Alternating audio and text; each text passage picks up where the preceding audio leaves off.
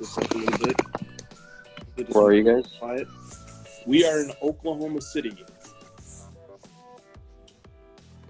Right on schedule. Right on schedule. Actually, yeah. Indeed. Okay, Preston says he's going to Mark's Card Show in Camarillo, California. Nice. Nice indeed. I had a couple people come in here. As we were driving in and we had to pay a toll, the toll booth worker asked us if we were going to the Lakers game in Oklahoma City today. Nope, we are not. It was a beatdown. Yeah. I think the Lakers have played Oklahoma City about 10 times so far this year. They have like the only wins. No, there's only they lost a few of them. like they've had the easiest schedule in the NBA by far. Like so many home games, and they've played like the Rockets twice, the Thunder 4 times, and the. Yeah. David Marino wants to know, what are we ripping when we're at Bullpen LA?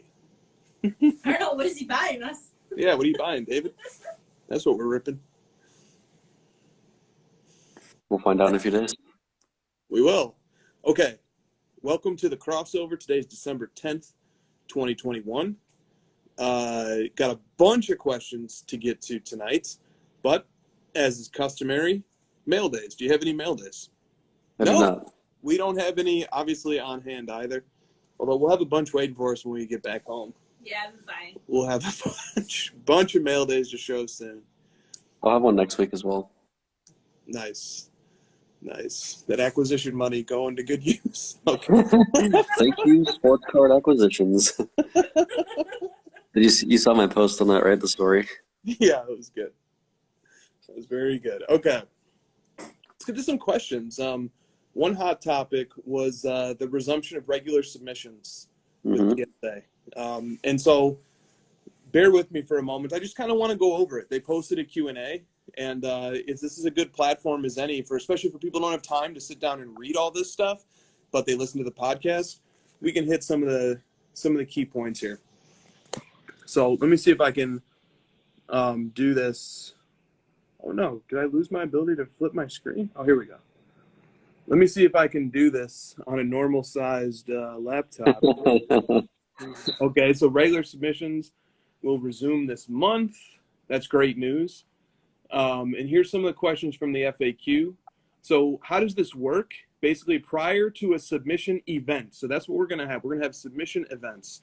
And prior to a submission event opening, an email will be sent to all customers who qualify for participation. So please make sure the email address associated with your account is current.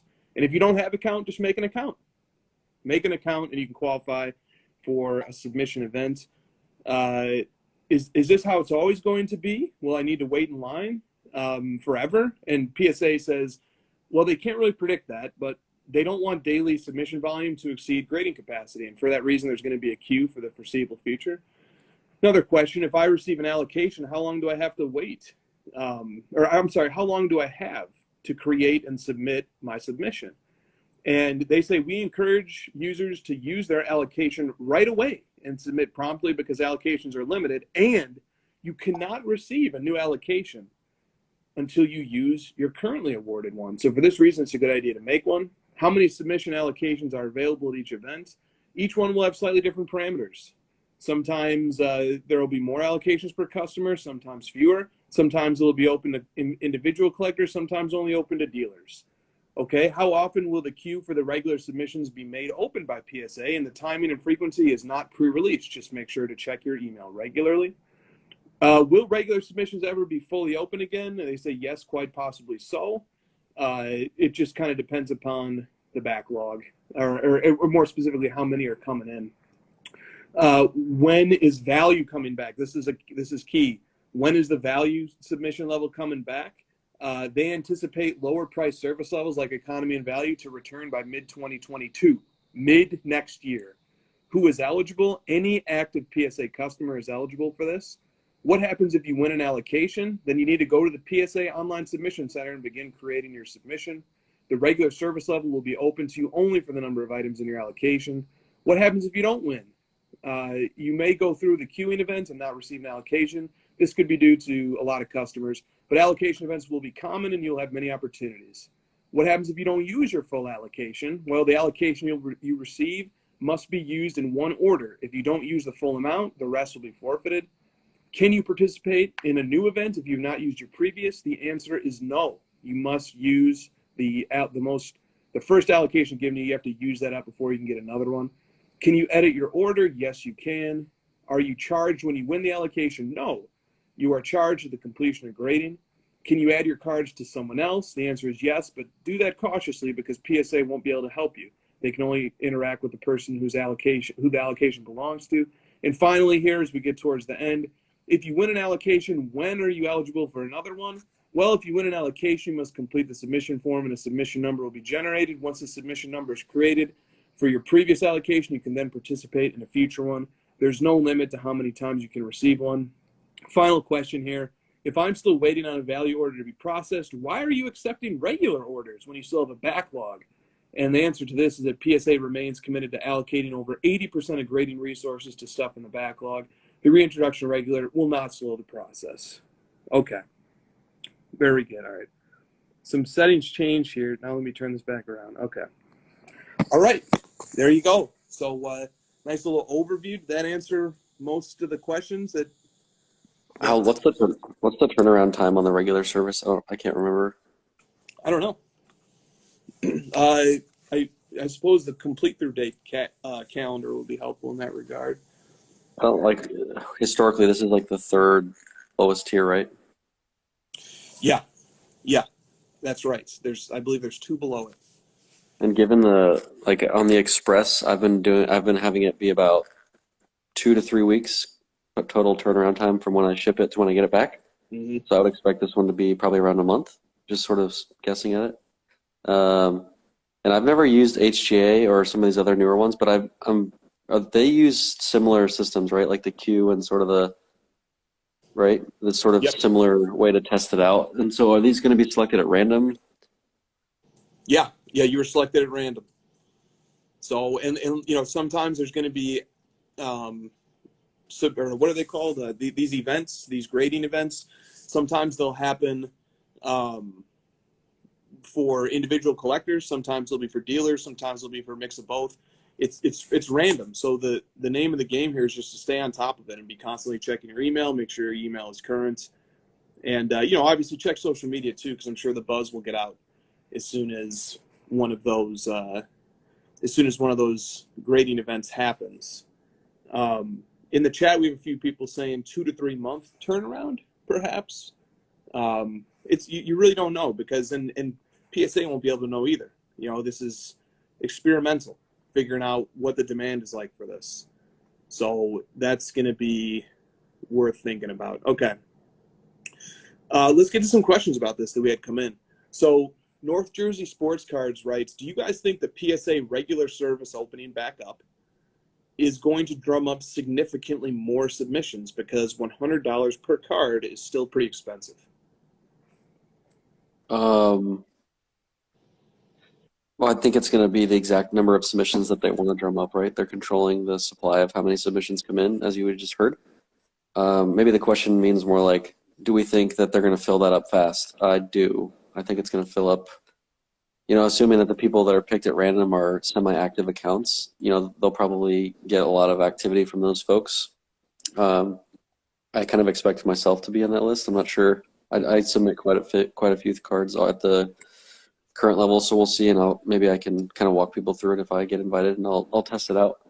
But no, I do. I mean, each time they introduce a new lower level at these periodic intervals, it always fills up fairly quickly, and it's just gonna keep going the further we go down. Yeah, I've got about 20 cards that I'd probably send in if I were lucky enough to get selected during an allocation event. Hopefully but I don't think, would they allocate me 20 slots? I don't know. But I'll probably be taking advantage of this too. Some of the McCaffrey one-of-ones I've gotten over the last 6 months or so, cards worth maybe $300 to $1,000. I would feel okay spending $100 to put those in PSA slabs. Would Okay. you rather spend 150 and get it in 3 weeks, or 100 and get it in 2 months? 100, get in 2 months because I'm not in any hurry to, those cards are going to be with me, so I'll wait. What about you? I'm probably the $150 person, but I understand that like the cheaper the price, the more people are gonna want to be willing to wait and go ahead and do that. Yeah, definitely. Frankie says he'll be taking advantage of it. He has a shoebox full of cards. Yeah, I think a lot of people are in that boat. But okay, so we have another question that I'll skip to now, which relates to this. This comes from Cal's Cards, and he says PSA is projecting economy and value service levels to be back in mid 2022, and we don't know what the price points on those are yet, but those coming back middle of next year. I'm sure some people are going to wait, and PSA I'm sure knew that too, so that's why they're putting that information out there. Hopefully get a more accurate gauge of what the demand is at the $100 regular service level. What do you think about PSA? There are implications for sure to be to the return of economy and value service levels coming back in mid 2022. Yeah, I think it's going to be one of that moment will be one of the biggest moments of the year for 2022, and I don't even know what else is going to happen. Like I just already know, because it's like a return of the hobby almost. It's like this is kind of probably the biggest domino that there can be next to the card manufacturer domino, which is already starting to fall. Grading coming back at full service, full steam. Post pandemic, hopefully completely. And so it's going to be huge. It is going to be huge. And, there's a lot to be said about what level of liquidity it reinstalls into the hobby when people are able to grade and move the lower end items. Mm-hmm. A lot of people have been waiting a long time for PSA to open back up all of their service levels, and true to their word, PSA has resumed service levels step by step, incrementally. But when those open back up, that's going to be like the floodgates opening back up. But I'm sure there will be ways of moderating that as well. Maybe they'll find out that they like the queue system. Maybe they'll find out that they don't. But when we're able to grade stuff at the cheapest service levels again, and I don't know what those service levels are going to be cost-wise, but when we're able to take advantage of those again, all these cards that we pulled, like our LaMelo Ball Prism base that we pulled from our 2020 Prism basketball hobby boxes, and so, we have probably a few hundred cards that would fall into that category of being worth grading at the value economy level. We'll be hoping to take advantage of that. So, and maybe group subs will be back up and running again at full force. Mm-hmm. I don't know. We'll have to see. The interesting one is going to be the interesting question in this regard is like, are they going to get the same massive flood that they got during that massive boom in February and March? And I think the answer is no, because a lot of that stuff a lot of the stuff that is in their backlog right now that's holding everything up is stuff that would not have been sent if it were today or in the next few months because of where the prices have gone. And maybe the prices went that way because of the PSA shutdown. I don't know that we can say that with much certainty, but there's probably some relationship. But I think PSA is probably anticipating that it won't be quite as insane as it was at that peak there. And if the prices start to shoot back up, the excitement's going to grow, and it will again. It really just depends on the prices and how the prices react to the services opening up. That's going to be the most interesting thing to watch. I totally agree. PSA controls the lever that can turn on and off a lot of extracurricular hobby interest. Right. And PSA having available value and economy service levels is the thing that allows Christina and I, for example, to convert a stack of about 300 cards that we've already prepped for grading into thousands of dollars. And it allows us to connect us as people who open product but don't necessarily want a PC, a LaMelo Prism base card. It allows us to grade that, sell it. Maybe it'll be worth a few $100 at that time as a PSA 10 when we get it back. It allows us to grade it, sell it to somebody who does want it but who doesn't want to open the product. Right? It helps the supply chain. It helps connect people like us who open the product but have not graded it yet. It helps us to grade it and then connect us to the collectors and the investors who want to buy that card from us, but they just can't right now because we haven't graded it yet. So and then that liquidity comes back to us. We buy more boxes, or we go buy singles, or it helps increase the velocity of the money in the hobby, and it adds more money to the hobby. So it's a really good thing when PSA is able to flip that lever and bring and connect once again people in our shoes to the people who want to buy them. Yeah. That's right. You're right, Cage. I know. That's why we got to use a keen eye and make sure we only send in those nicely centered lamellas. All right. Mostly 90s card says, are we all prepared for the retail flippers who are going to grab spots in the PSA queue and then sell them on eBay? So like you would have to sub through that person's account though. That seems messy. Yeah. You can't like transfer them. It's still like through your account, which means you have to, change the shipping address. That seems like it's not worth that. I don't know if that's gonna happen very much. I hope that's a joke. Or you could group sub with it, like not group sub, but like you could like consign your PSA slot. Like you ship me your cards, I'll ship them to PSA. They'll ship them to me. I'll ship them to you. Right. I mean, I don't want to like speak for PSA, but do they really care if that's the case? I don't think so. They had in the FAQ a little bit about just make sure that if you're allowing somebody else to submit your cards, you understand that you're not going to be able to have a line of communication to PSA with respect to the management of that grading order. That has to be routed through the person who received that grading allocation. And they know that the people that they're giving these slots to in the queue are group subbers. They'll know those accounts that are like big group sub people, so they'll know that they're going to be coming from the cards they'll be getting will be coming from different, people that aren't necessarily them. Correct. So Cards and Candy One and One wants to know, how many cards are you going to send in through the regular service? I already said we've got about 20.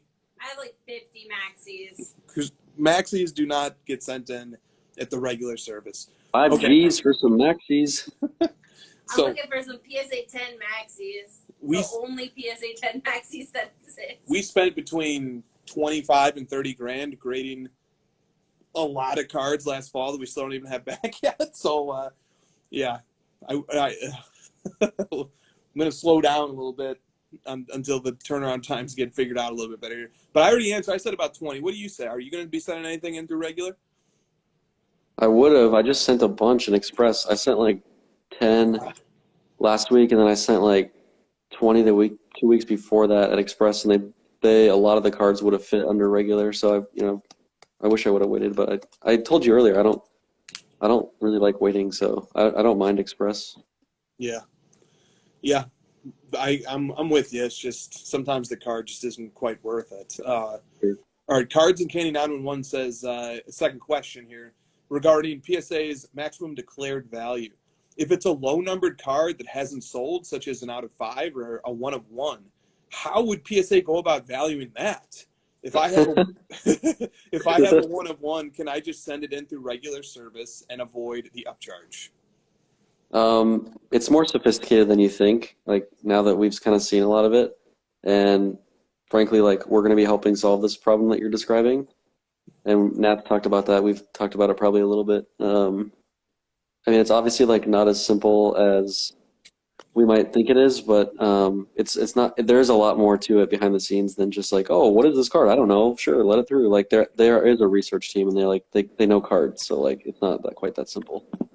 That's right, but it is really tricky to try and get something. Rodman, we've got a question about that. It is really tricky. it is really tricky to figure out the price of that stuff. So PSA, like any collector would be as well, is cautious about that stuff. But I guess the correct answer to that question is just prepare to deal with an upcharge that's commensurate with what the rough market value of that card probably would be. I think that's the fair approach. Dillick Cards, last question on PSA. Dillick Cards says, I've never actually submitted to PSA. I usually just buy PSA graded cards. is there a specific preparation that you do for your cards before sending them in for grading? That's a great question. I think we should probably do a video on this at some point, like for maybe an SEC episode or something, because it's kind of nuanced, but it's not too difficult. No, I have like a microfiber cloth, and I just sort of wipe down the cards. Nothing fancy, just some simple swipes from the center out. Make sure it's nice and clean. Put it into a penny sleeve, and then I like to put stickies on the back of the penny sleeve, and then I slide all of that into the card saver. You can get card savers, pretty easily now. I think they're easier than before. And then that way, when the grader gets it, they can grab the sticky and just sort of pull it out, and then put it in I like those. I like the boxes that they send you, so that's why I made a post that I would like some of those. Now I've got a bunch of them. But if you have any type of box where you can like stand them upright and then put like bubble wrap and like cardboard or filler around it to where they're in the middle of the box and they're not moving. That's pretty much it, right? Did I miss anything? That's other than like putting the submission form. Make sure you follow the instructions on the submission form. Like mark the number of items in the box where you're supposed to. Print out the barcode for the intake to scan it, and make sure you tape that to the outside of the box. I think that's it. Yep, that's good. That's good stuff. And you'll get comfortable with it as you do it a few times and you see the process work. S311 Dixon wants to know, how do you prepare a thicker card that doesn't fit into a card saver? Yeah, so they're okay with the thicker cards coming in mags or like the thick top loaders. I like to do the thick top loaders.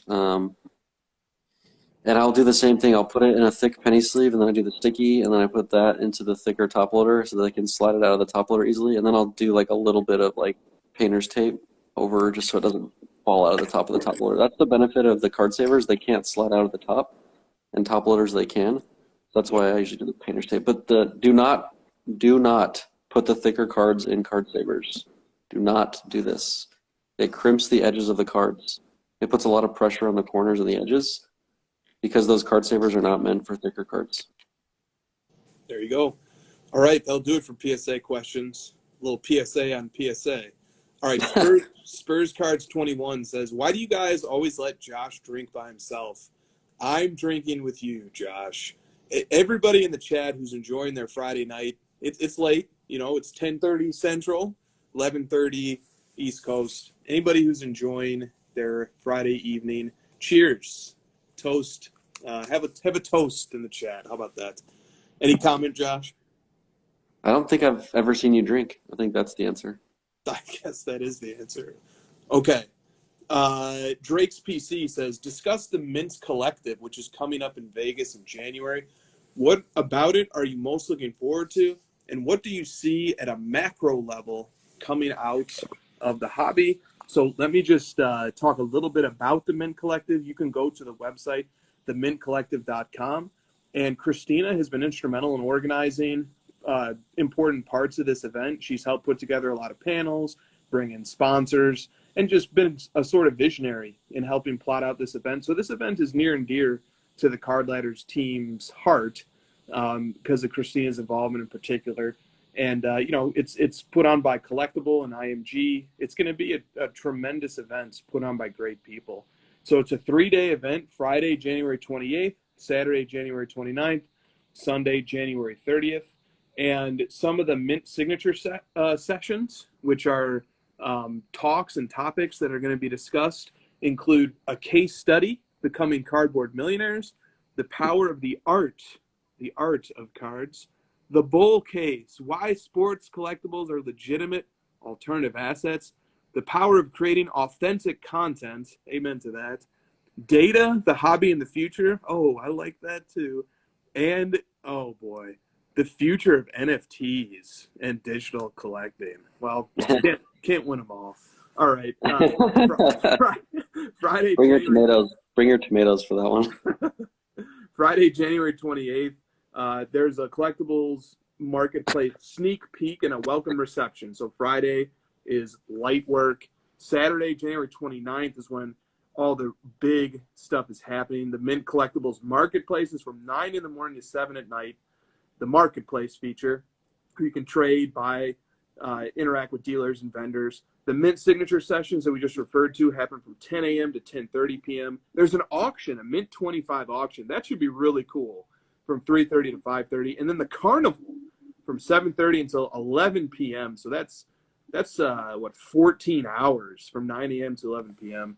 of content, in-person content. And then Sunday, January 30th, we have a few more signature sessions in the morning, and then the marketplace runs until 5 p.m. So what do you think, Josh? How's this going to impact the macro of the hobby? Oh, forgot to, first off, shout out David and Collectible for everything they're doing. I give a shout out to Collectible. We can definitely give a shout out to David Marino. Specifically for letting me come in and help. And shout out to Peter Pacman and RPS as well. Yeah.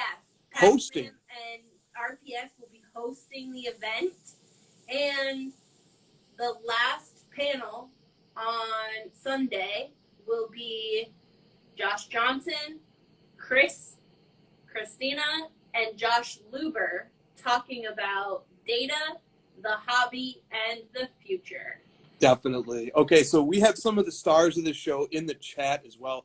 So first of all, Peter Pacman, are you guys performing? I had people on Clubhouse asking me if you guys are performing music in addition. You know I'm a big fan of the hobby music scene. I'm wondering if you guys are performing music as well as hosting the events. I don't think there could have been better hosts, by the way. No. I think that was an expert selection. Carvin is in the chat. Carvin will be on a panel, maybe multiple panels. Cage of the Luka Tigers LeBron show will be on panels as well. Anybody else who's here? Rodman says he's going to be there. He'll be doing drinks and pictures, maybe even a signing with Rodman while he's there. So, all right. Yeah, the plan is for us to perform, says Peter Pacman. Now, that's terrific. That is awesome. All right. Anything else on the Mint Collective? I think this here's the ceiling. You know, we talk about players and like their ceiling, what their potentials. Here's the ceiling of this event. This event sets the standard for what in-person events are like going forward in the hobby. It could be that transformative, and it could really change the way we think about events in the hobby. And the coverage of this event is going to be crucial as well. What type of content gets made at this event, and how does it convey the experience for people who can't make it? Also on the line here is the hobby in Las Vegas. I love Vegas, so more hobby events there, the better. But we really need to see, the hobby needs to show up and show that it's willing to go to Vegas for events like this. What do you think? What's some of the potential that an event like this can have on the hobby? I think the potential is it could set some new standards for how shows get put on going forward, because I think the current style of show is, it's good. It's just it's been the same way, frankly, since it started. And so to have a little bit more flair to it, a little bit more discussion based and panels, there is some of that obviously at national and stuff. It just wasn't really the focus, and this feels more like that's kind of the focus. And they're doing a really great job at the marketing and sort of the style and the like design around it. I feel is much more modern. So I'm excited about the potential it has on that front to kind of bring a new type of engagement to collectors and get them excited. And because you can buy cards on the internet fairly easily. I would say easier than you can at the show. So if you're going to get people in person, I really feel like you should focus on the interactions, the culture, the people, the community, and I think this event.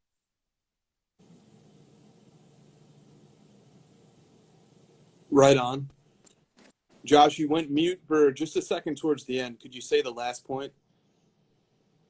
Just that I'm excited that we'll have a show focused more on the community and, the gathering of people. And I think that, I'm not going to try to answer like what does this mean for the hobby and our price is going to go up kind of thing. I'm not, I don't know, but I think it just could set a good precedence going forward and hopefully up the bar for every other show. Right on. Okay. Two more thoughts I had here. I'm glad for the opportunity for a second national.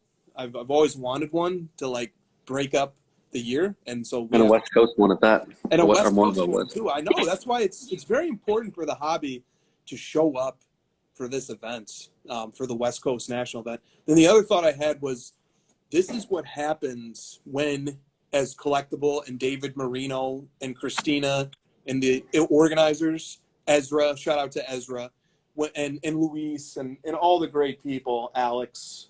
Yeah, Wheezy, yeah. Wheezy, okay. When you know what they did that was just perfect? They got the community involved. They have Peter Pac-Man and RPS hosting. They got influential hobby personalities that have social media presence. They got them involved. And and then they did a really nice marketing campaign on Instagram of like, every day, this person's coming, this person's coming, this person's coming, this person, this vendor, this sponsor. And by the time all that momentum was allowed to build up, there's so much word of mouth for this event. This event has such an organic following and such an organic excitement for it. And the lesson there is to me, get the hobby community involved. If you get the hobby community involved in your event, you're going to see a great response from the hobby community. And that's low-hanging fruit that a lot of people might not take advantage of, but that Collectible took advantage of quite well. I just want to say, if you haven't already and you're looking for a table, you better submit your application now. We're selling out shortly, and I'm very excited to say that. And don't forget to buy your tickets, because conference, the panels have a limited number of tickets available, and those will be sold out shortly after. How do they do that? Who do they get in touch with? They go to the Mint Collective website, which is collectible.com. Or, I'm sorry, themintcollective.com. Okay, so if you want to be a vendor or get a table to show, you better hurry up and do it, because they're just about sold out. Themintcollective.com. Ken Golden says one huge surprise will occur at the Mint Collective, as if we didn't have enough hype already. When Ken talks about a surprise, that's worth the ticket alone. That is worth the price of admission alone. All right, enough hype for the Mint Collective. One more specific shout out for Christina. She's been doing an amazing job with this. I've seen it firsthand. She's just like a great organizer. This is one of her best skill sets amongst many, and she's also a great listener and a great connector of the community. And I feel like everyone's going to be happy. Everyone's kind of getting what they want out of it, and that's always a really difficult thing to do with something like this. So kudos to her for making that happen. Right on. Right on. Okay. 48 days away, 49 days away, something like that. It is really coming up here. Okay. I've pinned for a moment Christina's comment, themintcollective.com. Check it out if you're not already up on it. All right, next question. From Bretsky6. Is the recently polled Panini One and One Luka Timeless Moments 1 of 1? Shout out to Starstock for pulling that in one of their breaks. Is that Luka 1 of 1 a grail candidate? And in general, what are your thoughts on Panini One and One's Timeless Moments cards? Is that the one where the auto looks like the same color as the background? Yeah, that is truly unfortunate. I like the concept of, more of like the in-game photo stuff. So anything that's more related to that and like moments and capturing history, I'm all for it.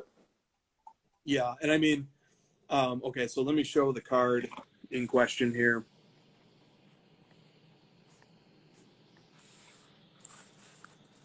Here is the card in question. In fact, this is a video from Starstock Breaks showing it get pulled, which is pretty cool. These boxes just have one card in them.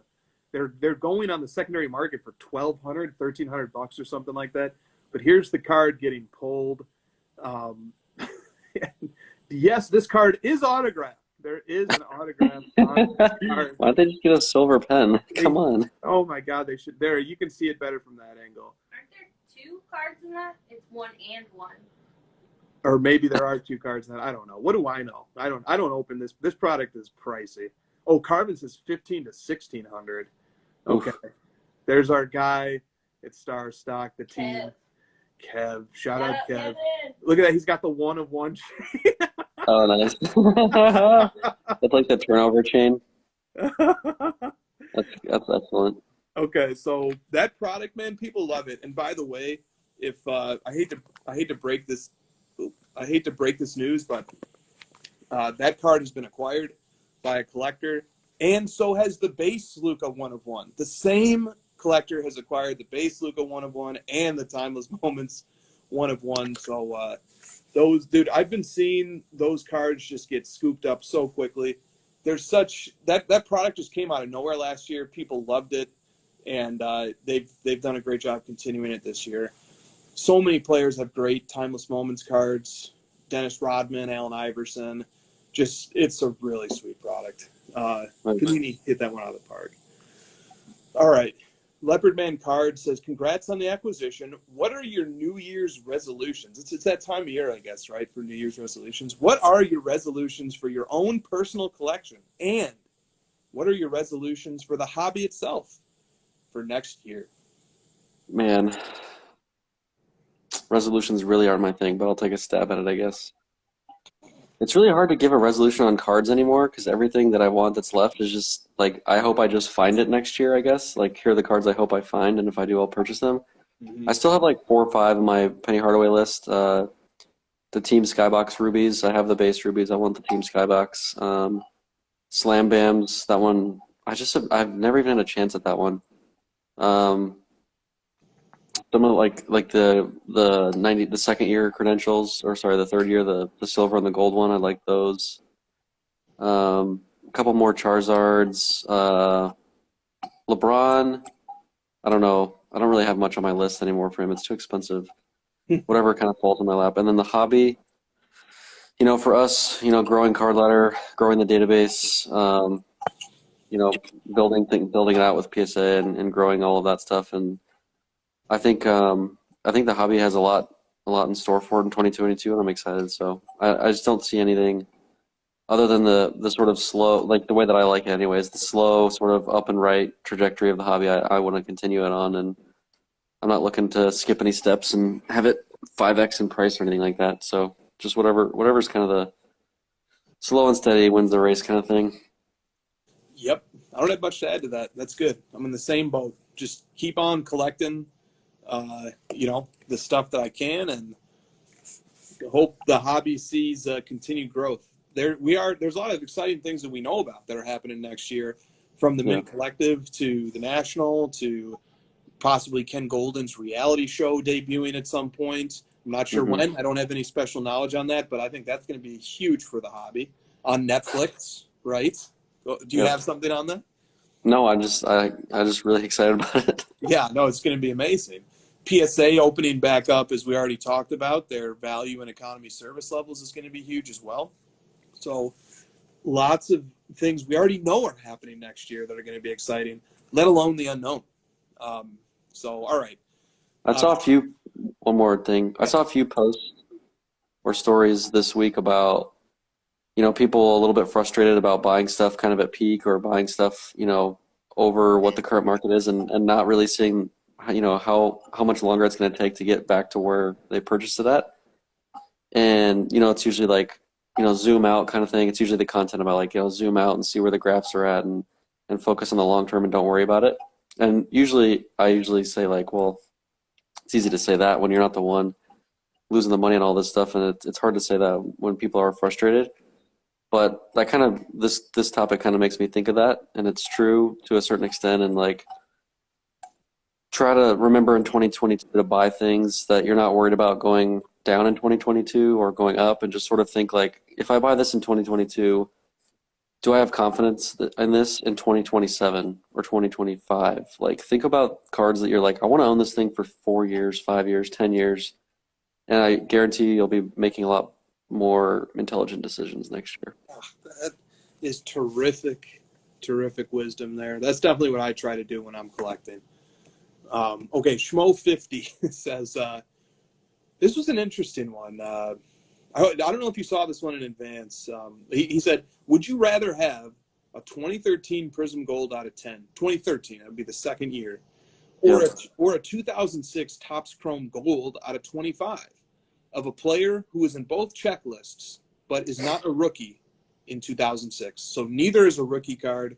2013 Prism Gold out of 10, 06 Topps Chrome Gold out of 25. Which would you rather have? So basically LeBron? Like, there's not that many players in both of those. That's right. That would apply to LeBron.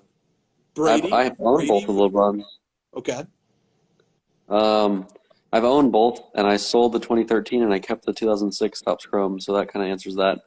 I know that, like, people love the out of 10, and it's great. But the Topps Chromes are usually out of 50, and that one being out of 25 makes it pretty special. And I've seen that card come up for sale, the LeBron Topps Chrome Gold, come up for sale twice in my 6 years of the hobby, and I snagged one of them, and I saw it come up for sale one other time.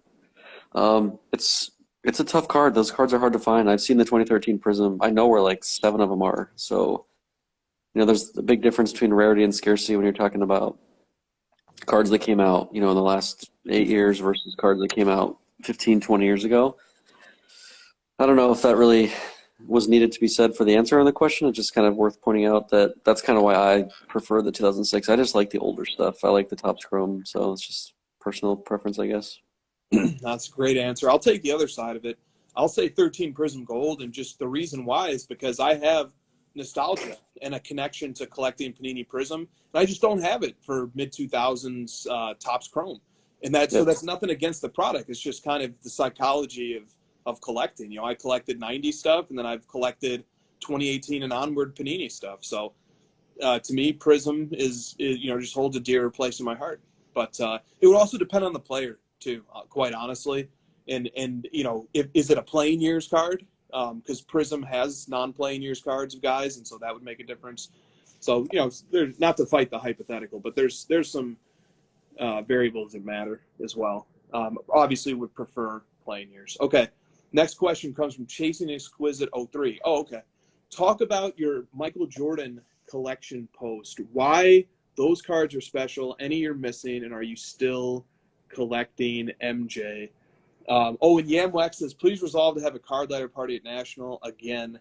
Josh has been doing those with Rodman and Grant for years. So are you going to have another one, Josh? Yeah. Yep. I don't think that was ever in doubt. Okay, so let me do this while I talk about this for a second. So this is my card letter collection. I've got the MJ PC and the C-Mac PC in here. And so this is a great way to enjoy your collection, especially when you don't have it with you. 10 cards in the Jordan PC. And I've really specialized, as you can tell, in like 1997 and 1998. Those are the only Jordan cards I own are from those 2 years. I just like the grails. I like serial numbered. I like beautiful card design. I like playing years. And 97 and 98 are the 2 years that are going to give you that from Jordan. Still plenty of cards that I'd like to add to this collection. The three most recent I've added are these two, the one-of-a-kinds from 97, 98, and 98, 99 Stadium Club, and then this Flair Showcase Legacy 1997, 98 Row 1. There's still plenty of late 90s Jordan's grails for me to add. The 97, 98 Rubies, Star Rubies is one of them. Team Skybox Star Rubies, the other Classic 61 Jordan. So there's still lots of work to be done here on the Jordan PC, but definitely still collecting, and great era of cards. But the difficulty is that Jordan stuff has gotten really, really expensive. So it's really difficult to continuously add Jordan cards at the rate that I like to add cards to my collection. So, all right, moving on here. Cards and Candy 911. What are your thoughts on the 2015 Revolution Galactic sales? The LeBron went for $60,000, and the Curry went for $30,000. Are people finally realizing that Galactics are awesome? Oh man, I own that 2015. I graded it. I'm the one that graded that PSA 10 LeBron, and I sold it. That's crazy. Yeah. And I also middleman that deal for $60K, so it is real. Wow. I don't know, man. I really don't want to get into the whole Galactics are undervalued. I think they're great cards. I only own one at the time. Right now, I own the 20. It's the only Panini LeBron card that I own actually is the 2016 Galactic PSA 10. I think they're great cards. I like the look of them. They remind me of 90s.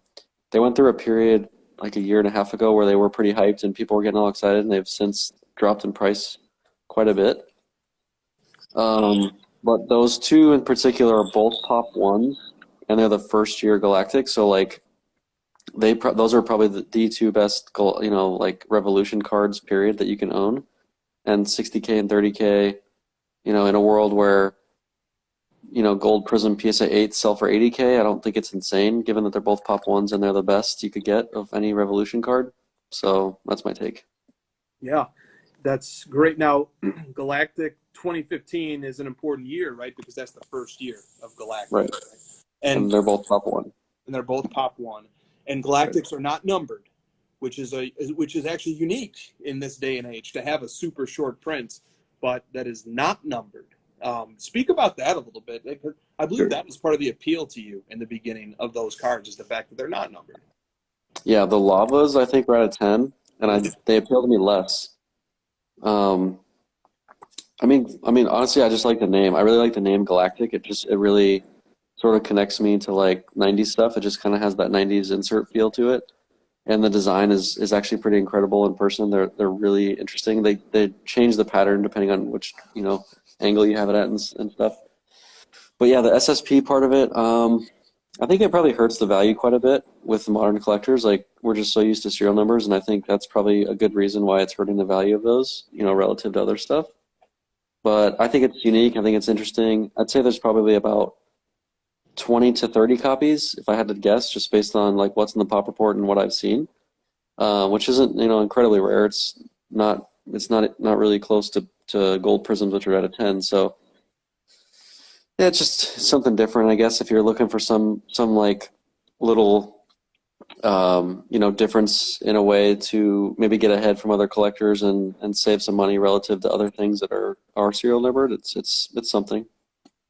Northeast Sports Cards points out that Genesis, Galactic, Blank, Slate, and Color Blast all are not numbered, but super short prints. Cool cards to do some research on. Okay, Cardinal Sports Cards says, what are the characteristics of a great local card shop? Oof. I know a lot of characteristics that are not great. That's one place to start. No, it's just like a lot of the card shops I've been in, it just wasn't very like inviting and friendly. It just felt like it was hard to get a conversation going. So I think it's like when the new card shops started popping up in LA and they were more focused on culture, and like when I went to Bleecker, it was that way, and it kind of turned card shops around a little bit.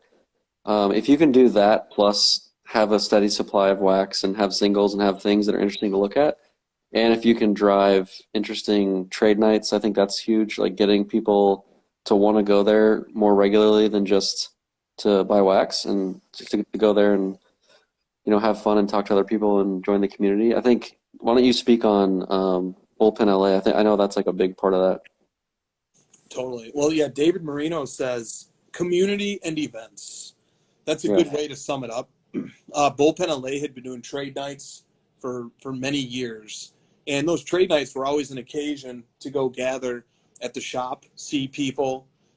They would run them late into the night on like a Saturday night, and it was just a great time. Community and events is a great way to sum it up. Burbank Sports Cards is a terrific card shop as well. They have their own different ways of fostering community and events that are definitely make it worth visiting as well. And, I would say one of the hallmarks of a great shop, on your point, Josh, is having an owner or a manager or a personality, a presence in the shop who's genuinely enthusiastic and happy to be there and happy to interact with people who come into the shop, but not a card shop owner who just dominates the room to such an extent that you feel like you have to stay there for 3 hours, before you can leave. Like that's more the old school card shop owner, but like you don't become too loquacious as a card shop owner. Strike the balance. That's just my point of view. Maybe not everybody agrees with that. All right. Some of the other characteristics of a great shop. I don't know, man. I don't want to get into the nitty gritty of that too much because there's just a lot of different ways to operate a shop. I can't wait to check out Jordan Hagedorn's shop in Eau Claire, Wisconsin, called For the Hobby. I bet that a lot of stuff that he's doing in that shop would have the characteristics of a great card shop. I don't know, Christina. Christina, you actually commented on the thread and said that you had some thoughts on this. What makes a great card shop, Christina? I think there's a lot of things. Like, obviously, you have to have the product to drive people there. You have to have the community in order to make them stay and come back. You have to have the knowledge and the kindness so that when people come in for the first time, they're not too intimidated by you to ask questions. And you have to, like, make it very, like, novice and beginner friendly because, you know, there's a lot of, like, moms, like, who might bring their kids in, and if you're a jerk, they're never going to come back.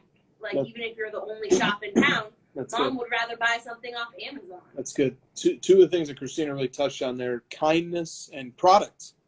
Those things definitely drive a great shop. All right, next question here from MXO Cards. Do sports cards need to come from affordable wax products in order to be considered grails? Do they need to come from affordable products in order to be called a grail? What do you do with that question? It's helped traditionally, like 90s and 2000s, but not anymore. You know, like Prism's extremely expensive, and all the gold Prism grails are in there, and National Treasure is extremely expensive and flawless. So I would say, like, the answer is probably no. But I mean, 2003 Exquisite, that stuff's that was like at the time when that came out at $500, right, Carvin? That was like insane. I know a lot of people talk about that, like, who would charge $500 for this product where there's only, you know, 6 cards in it or whatever it was. And so I'd say the answer is probably no. Sounds about right. I get the spirit of the question though. Does a card need to be accessible theoretically to anybody in order to qualify as a grail? But I think the answer is no, right? Because NT RPAs would be considered grails, you know, and those are from some of the most high-end products. I get the concept of, like, it being too expensive. It almost feels more like it's this exclusive, like, one-of-one memorabilia thing that you're buying, and not necessarily like a card where you're opening packs. And that's maybe the spirit of the question. So I get the question. Dillick Cards says, how do you determine what makes a card a grail for you and your PC? So what does make something a grail? And how many cards in your collection would you say are grails? Yeah, I think it's just a card. To me, a grail is something that takes a lot of thought and time and effort and energy to acquire. Yep. And it's different for everybody, and the timeline that it takes to get it is different for everybody. I'd say for you and me, it's probably like 3 to 4 months, give or take. You know, if you're able to sort of pick up, like, our normal mail days that we have once a week or whatever, I would say those are not grails. But the one where it's like, all right, let's stop. I haven't bought cards in a month. I sold a bunch of stuff, and I've been waiting to get this one for a year. Those are kind of like the little hints you'd get at, like, okay, this is going to be a grail. How many do we have? Did I miss anything before we? No, I love that you're measuring the grail by what it takes you personally to give up to get it, and by how hard you have to chase for it. I think those are excellent measuring sticks for a grail, as opposed to price. I don't like when people say that the grail is like something that's impossible to acquire, you'll never get it, even though that's kind of the definition of it. Or that, like, it's only one card. You can only have one. I don't really think those are the right answer. I think it's kind of more like this constant, like, chase to acquire more and more grails. I probably have 12 to 15, something like that. Nice. Okay. I don't know, man. If it's not a grail, I don't really want it long term. You know, it's kind of like the theme of the show. We are the grail proselytizers. Is that the right word? It's just a grail chasers instead of. We're gonna watch the numbers drop on our show. Okay, all right. They're sending people thesauruses just to keep up. Yeah, well, the meme has defined 2 terms that have been referenced so far. Maybe he'll get that one too. Here's the definition of grail: a thing which is eagerly pursued or sought after. Quote, The enterprise society where profit at any cost has become the holy grail. Oh no, we've been sucked into the logic of capitalism, and we didn't even. Capitalism. Hello. Okay, all right. In Cardboard Veritas says, which Instagram pages have you been enjoying recently, and why? So, I prepared one in advance, and since we were just talking about him, I think you have to mention Lamim as a page that is regularly enjoyed by many. But here's the page that I want to call out. One Pride _PC_9. This guy has built, among other parts of his collection, a wall of grails of Matthew Stafford. Really cool gold vinyl 1-of-1s and Prism Black 1-of-1s. And what's this? This is in 09-10 Topps Chrome Derrick Rose gold refractor. Really nicely curated collection. Obviously likes football. Collects football primarily. Like, look, here's a Stafford BGS 10 2016 optic gold vinyl. Here's a Prism Black from 2016 Prism 1-of-1 of Matthew Stafford. Just really nice collection. Obviously, the scans are done quite well. The page flows quite well. Unlike my hideous page that is almost unscrollable, this page scrolls really, really well. So just wanted to call him out. That was the first account that came to my mind when I got that question. Do you have any that come to mind? That guy also messages me when he finds stuff that he thinks I might like, which is one of my favorite attributes of the hobby, is like people thinking of others and trying to connect them to cards that they may not necessarily want themselves, but they're thinking of others. I love that. He does that a lot. So shout out for that. Neaton for cards. He just made this account. Good friend Neaton, been in the hobby for a really long time, a lot longer than me even.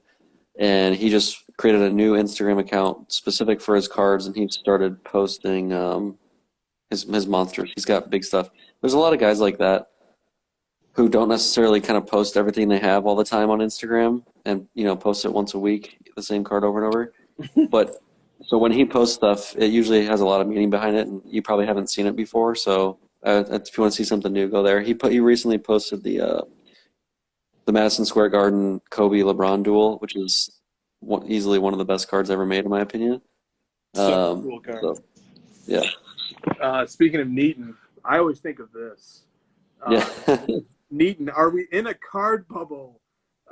3 years ago, are we in a card bubble? The third episode of Cardboard Chronicles. His answer in that was yes, by the way. Oh, Lord. The long bubble. Oh, my God. This stupid new feature makes me, click twice. Okay. All right. Where is it, by the way? I can't even find it. You have to push the screen. You have to, tap the screen, and then the screen shrinks a little bit. Yeah, I don't know why they did that. It said that when I joined. It was tap the screen for controls, and I thought, fuck off. I don't even know what you're talking about now. Same. I told him to fuck off, too, and then now I need to know how it's working. What was, I don't know, maybe too many people are fat fingering the, right. I don't know. Too many controls on the main screen. Yeah, I guess so. All right. NAS Productions. Corey says, who is your favorite non-card ladder hobby content creator? And you know what we do with these questions? We ask the chat. Chat, name some of your favorite non-card ladder hobby content creators. And I already know the ironic or the sarcastic answer that's coming, so just go ahead and put that one in there too. But who is your favorite non-card ladder hobby content creator? And you know what's a safe answer, among others? We like people who are friendly and like us. That's always a good group of people to like. So Stacking Gems says me, of course. Alamo Card Collector says Jeremy Lee. Sports Cards Live. Jam Collectible says Investicard Eddie. He is so fly. Cardboard Church says John Newman. Someone said Brett earlier. Sports Card Nation. Miss Chrissy Bucket said Brett. Chrissy Bucket says, of course, Brett of Stacking Slabs. What are we doing here? George says Ken Golden. No doubt about it. Starting rookie. Yeah, starting rookie has some decent memes. Spinatron, Lau cards. Paul Golden gets a shout out. Oh, Tyler Sports Guy. I love Tyler. Tyler Sports Guy is great. Definitely great content there. Yeah, there's lots of great ones. So we should give Rodman, the question was non-card ladder content creators. In other words, we can't say ourselves. Rodman, can you pay attention, please? Yeah, Rodman, don't be tuning in and then tuning out, man. He said earlier that he's, drinking with me, so maybe that's what's going on. He's already drunk. Putnam Cards, Drake's PC. How about Yamwax? Of course, Yamwax. Someone said Card Collector 2. Yep. I'm missing. Dude, this. Oh, I got the chat to take up the whole screen. How about RPS? RPS, of course. Cage and Andrew, Lucas Tigers, LeBron's, Late Night Breaks with Shine, Sasha. Rodman says he was pouring a drink. I don't doubt you. Certain fraud account is a historic account. 90s baseball cards for sure. Sports cards nonsense, of course. Card talk, of course. Someone said Kyle, Wax Museum. Wax Museum, no doubt. Women of the Hobby. Women of the Hobby. Christina of Christina's Corner. I'm pretty sure that counts as card ladder. It does. Yeah. the great curator. One rule. One rule. Yeah, that's right. One rule, Christina. All right. Good, fun question. Here's an impromptu question I'd like to address right now. Ricky from the chat says, what is your take on what's going on with HGA? I have a contrarian opinion on this. So, ooh. and I fired it off on Clubhouse the other day. And so let me see if I can just compress it a little bit and get to it here. So this is an issue that people are very concerned about. This is an issue. This is a fake or a custom or a reprint or whatever word you want to use of a PMG green Michael Jordan. It's not an authentic card. And it got listed on eBay for $250,000. Woo! Okay, by a 27 feedback eBay account. Now, but here's 90% feedback too. 90%, which is basically you're the worst. Not doing well there. But here's the thing. If you look at the label, all right, HGA did not authenticate this card. HGA provides a service, and whether it was wise or not to provide the service is a different question. But they provide a service where they let you encapsulate whatever you want. I could encapsulate my 2.5 by 3.5 piece of cardboard T-ball card. So this is not an authenticated card. They did not grade this card. They did not authenticate this card. They just put it in a custom slab for the person. So this isn't. There is a problem here with this. The people had rightly pointed out that to have this service available, where you can just throw anything into an HGA slab, is going to confuse people. And people who are worried about that were right. But if you just take more than 2 seconds and look at the facts of the topic here, this is not an HGA authenticated card. This is a vanity slab. Okay? This is not an authenticated card. The slab could do a better job of indicating that. This is not a case of HGA grading a fake card. It's not. This is a vanity slab. So right. One of the lessons here that gets washed over is pay attention to detail, okay? Because this is an HGA vanity slab, not an authenticated card. That's my contrarian take. Some of the blame here is on the ADD attention span world that we live in, where people are unable to study something for more than 2 seconds to see that this is not an authenticated card. This is a vanity slab. Yes, they also slabbed a Penny Hardaway red PMG with red ink on the back, colored. So if they would have taken more than 2 seconds to authenticate the card properly, then maybe I'd give them more wiggle room. I don't want much wiggle room here. No. I just don't. I agree. And HGA, like any other grading company, in fairness, but HGA has authenticated fake cards and graded fake cards and HGA has, made their own share of mistakes with grading as well. So, and that just makes it all even more confusing. So the vanity slab idea, maybe not the best idea. So, but nonetheless, like let's at least acknowledge that. I saw very little acknowledgement of that. Right. I didn't even know. Yeah. Someone had to tell me like, yo, that's a custom slab. So I was confused as well. Yeah. Mark Zablo, the great Mark Zablo, says, what discounts are you seeing HGA to PSA? I don't even think there's a comparison there. So the discount is enormous in most instances. I feel like I've been very firm on this topic many times. Anytime a new grading company gets brought up, and it's just like, this is kind of why. Like, this stuff just, it's not even really a fault of HGA necessarily. It's just that they're so new and they don't know what they don't know in a lot of cases. It's just a new thing. In order to be successful as a grading company, you need years of historical data and trust and transparency and brand awareness. There's so many things that you cannot do without being around as a grading company for many years. And so if a new grading company pops up, I'm immediately going to be very, critical. And it's just the way it is.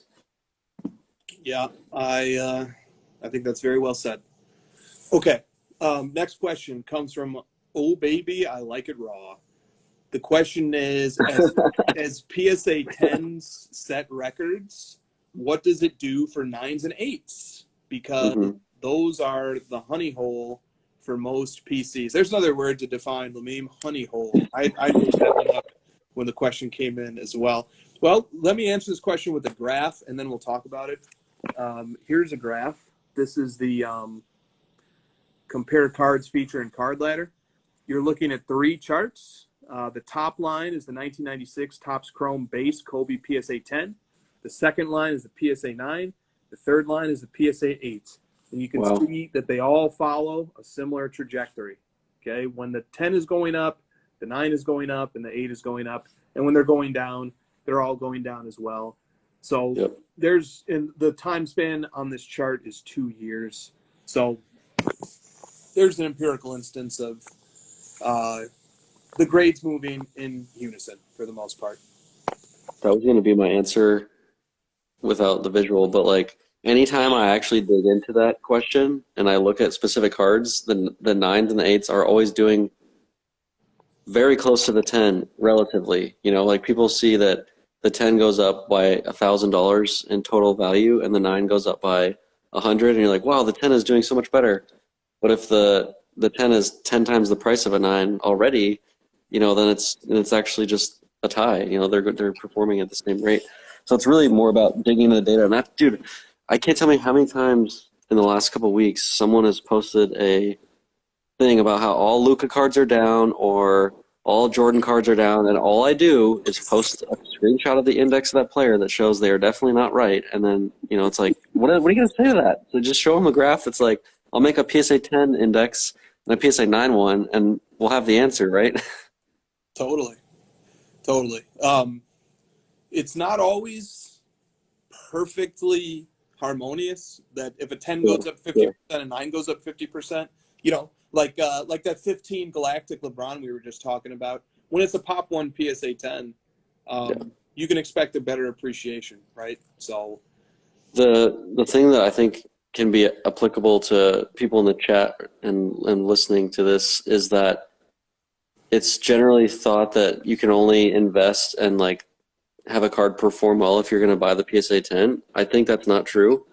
And if you want to buy a card and enjoy the card and you don't think you have enough money to get the 10 and you're worried about, the investment side, investigate the 9. I think you might be surprised that it's performing, as well or maybe even better than a 10 historically. So don't let that turn you away from buying 9s. Absolutely. Okay. Show Busy Living says, as 2021 comes to a close, has the hobby weeded out the bandwagon flippers? Ooh, that's a great question. I mean, we're not going to be able to answer it with any certainty, but I think it's like taking the pulse of the content. I would say yes to a certain degree. Not all of them, obviously. Obviously. But I definitely haven't seen a lot of faces that I was seeing in February and March that I'm not too sad about.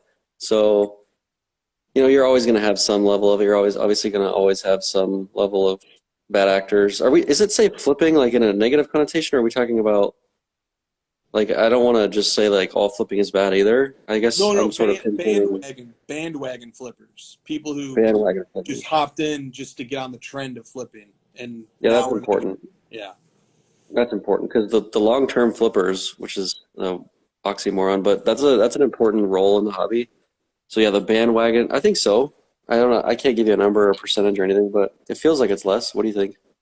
It probably is less. And, I'm not sure if it's the right metric, but the content creators who are making content surrounding cards to buy that are good flips has gone way down. It's almost down to zero right now, right? So there's nothing to make money on.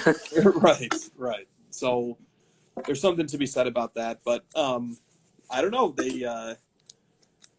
Are they just hibernating right now for PSA to bring back the value and economy next year? I mean, that's right. That's right.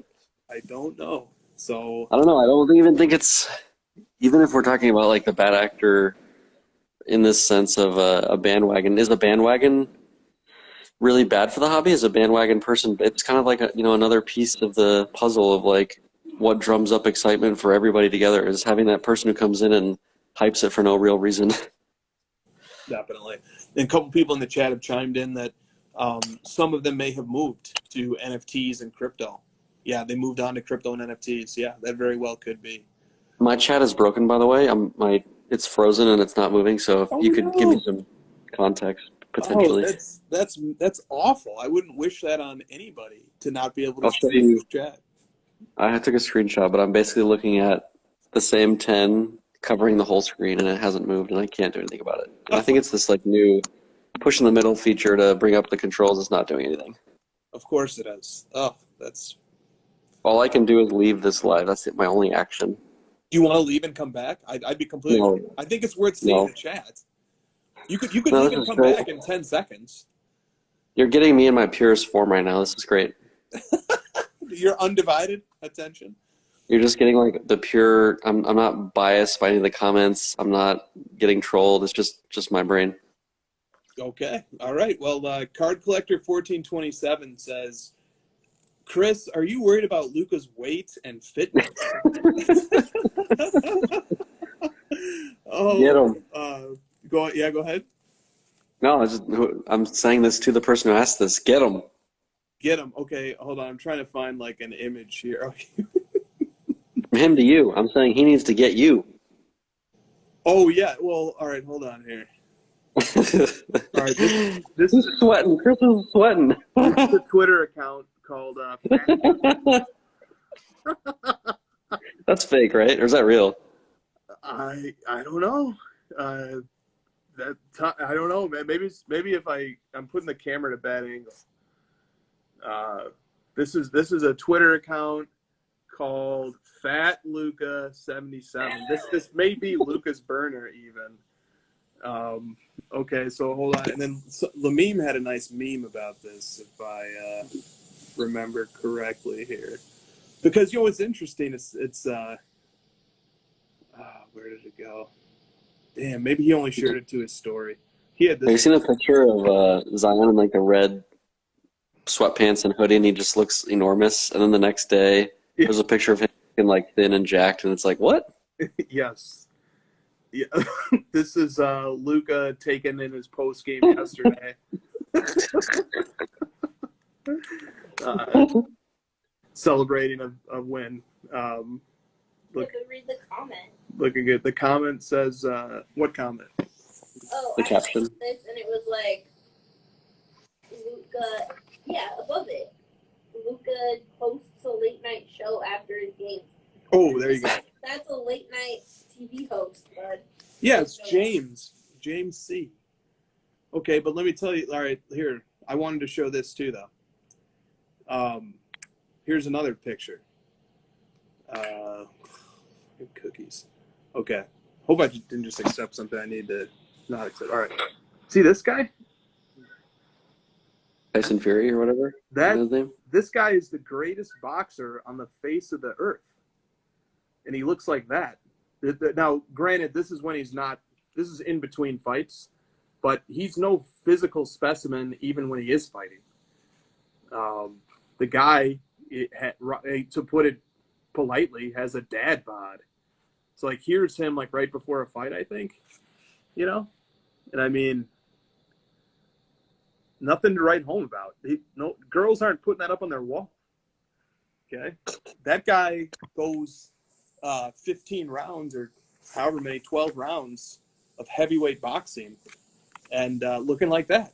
And he beat Deontay Wilder 3 straight. Well, one of them was split decision or whatever. Right, 3 straight times I think he beat Deontay Wilder. It was a split decision, but it was freaking rigged. It was obvious he won that. Yeah, so settle down about what people look like, and instead say, what do they accomplish? And if Tyson Fury can be conditioned to go 15 rounds and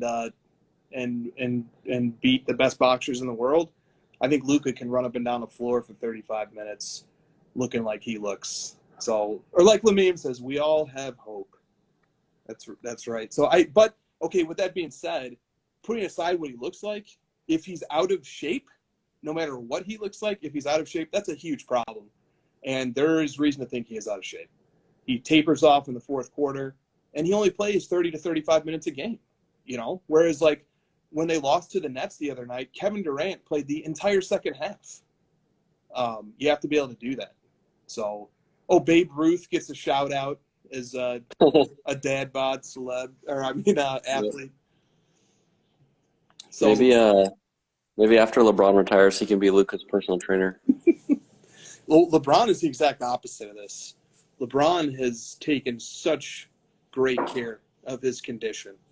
And I remember reading an article a few years ago that said that, like, the toll that LeBron's body goes through when he's playing a 7-game finals, playing the amount of minutes and the amount of load that's put on his body and then having to travel back and forth, it was the equivalent of like doing a triathlon every time he, for the whole duration of that 7-game series. I'm like, Luka's going to figure that out. Any athlete who wants to go deep into the playoffs is going to figure that out. So there's no way around it. There's no cheating that. You can't just naturally your way through that. You have to take conditioning very seriously. The real meat of this issue to me is that in the first 1 to 2 years of a player's career, you've got people that just will that player's cards up in value. Just, sky's the limit, to the moon. This guy's going to be the best player of all time, Hall of Fame lock. And then in years 3 and 4, it happens every time. People are looking for anything to tear that player down. Mm-hmm. And I don't know what it is about this country in particular, about building people up and just crushing them down to nothing. It just happens over and over and over, and this is just another example. You'll look for anything to say that Luka's a bum. Doesn't even matter. His cheeks look a little chubby today. Give me a fucking break. The guy's an NBA basketball player running up and down the court.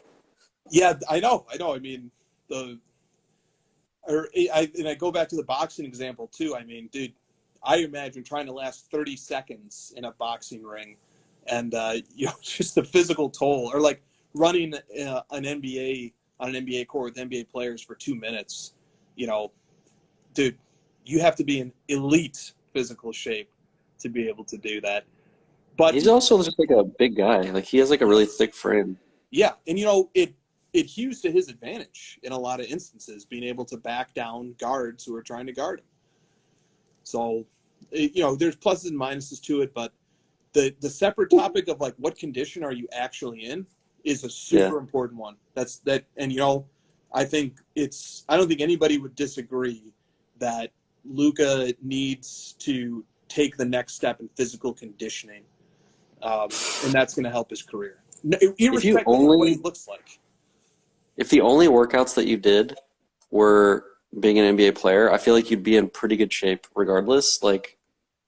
Just the amount of running and training and endurance and conditioning he does just by being an NBA player is a lot. So he must just if he wasn't playing, I wonder how big he'd actually get, if he wasn't working out and playing all the time. Yeah, that's a fair question. There have been some epically out of shape NBA. Oliver Miller. That's who I mean, they used to say the same thing about Jokic until COVID, and he dropped all that weight. So this guy, some people just carry that weight. They can just carry it. This guy was playing NBA basketball looking like that, He's with the Suns. Yeah, he was on the Suns. He's journeyman. I mean, wow. He was big, man. He was like notoriously just like the most overweight NBA player. Big guy. Jokic made a concerted effort to get himself into better shape. By the way, how many years to do it? Like he's a 15. Yeah, he didn't start doing it until his mid-20s. Yeah, like the kid's 23. He's quietly having the best NBA season of all time. Super impressive. Jokic's PER right now. Like 50 or some shit. It's ridiculous. It's 34.41, which is 2 points higher than Giannis, who previously had set that record. Jokic is averaging 26 points, 13 rebounds, and 7 assists on the season. He's shooting 58% from the floor. He's just an absolute beast. But and they're bad. But they're bad. They're 12 and 13, and because they have nobody else. They don't have a lot of help. PER is biased towards bigs, that's true. But yeah. We're measuring PER here against other bigs. Will Chamberlain, Giannis, etc., and he still is higher than any of them. Is Porter out for the year? Yes. Oh my gosh. It's his back, right? Yes, it is. See, I'd be more worried about that as an investor than I would the Luka thing. But well, I think people are worried about that. Let me see if I can pull up the Michael Porter Jr. index on Card Ladder.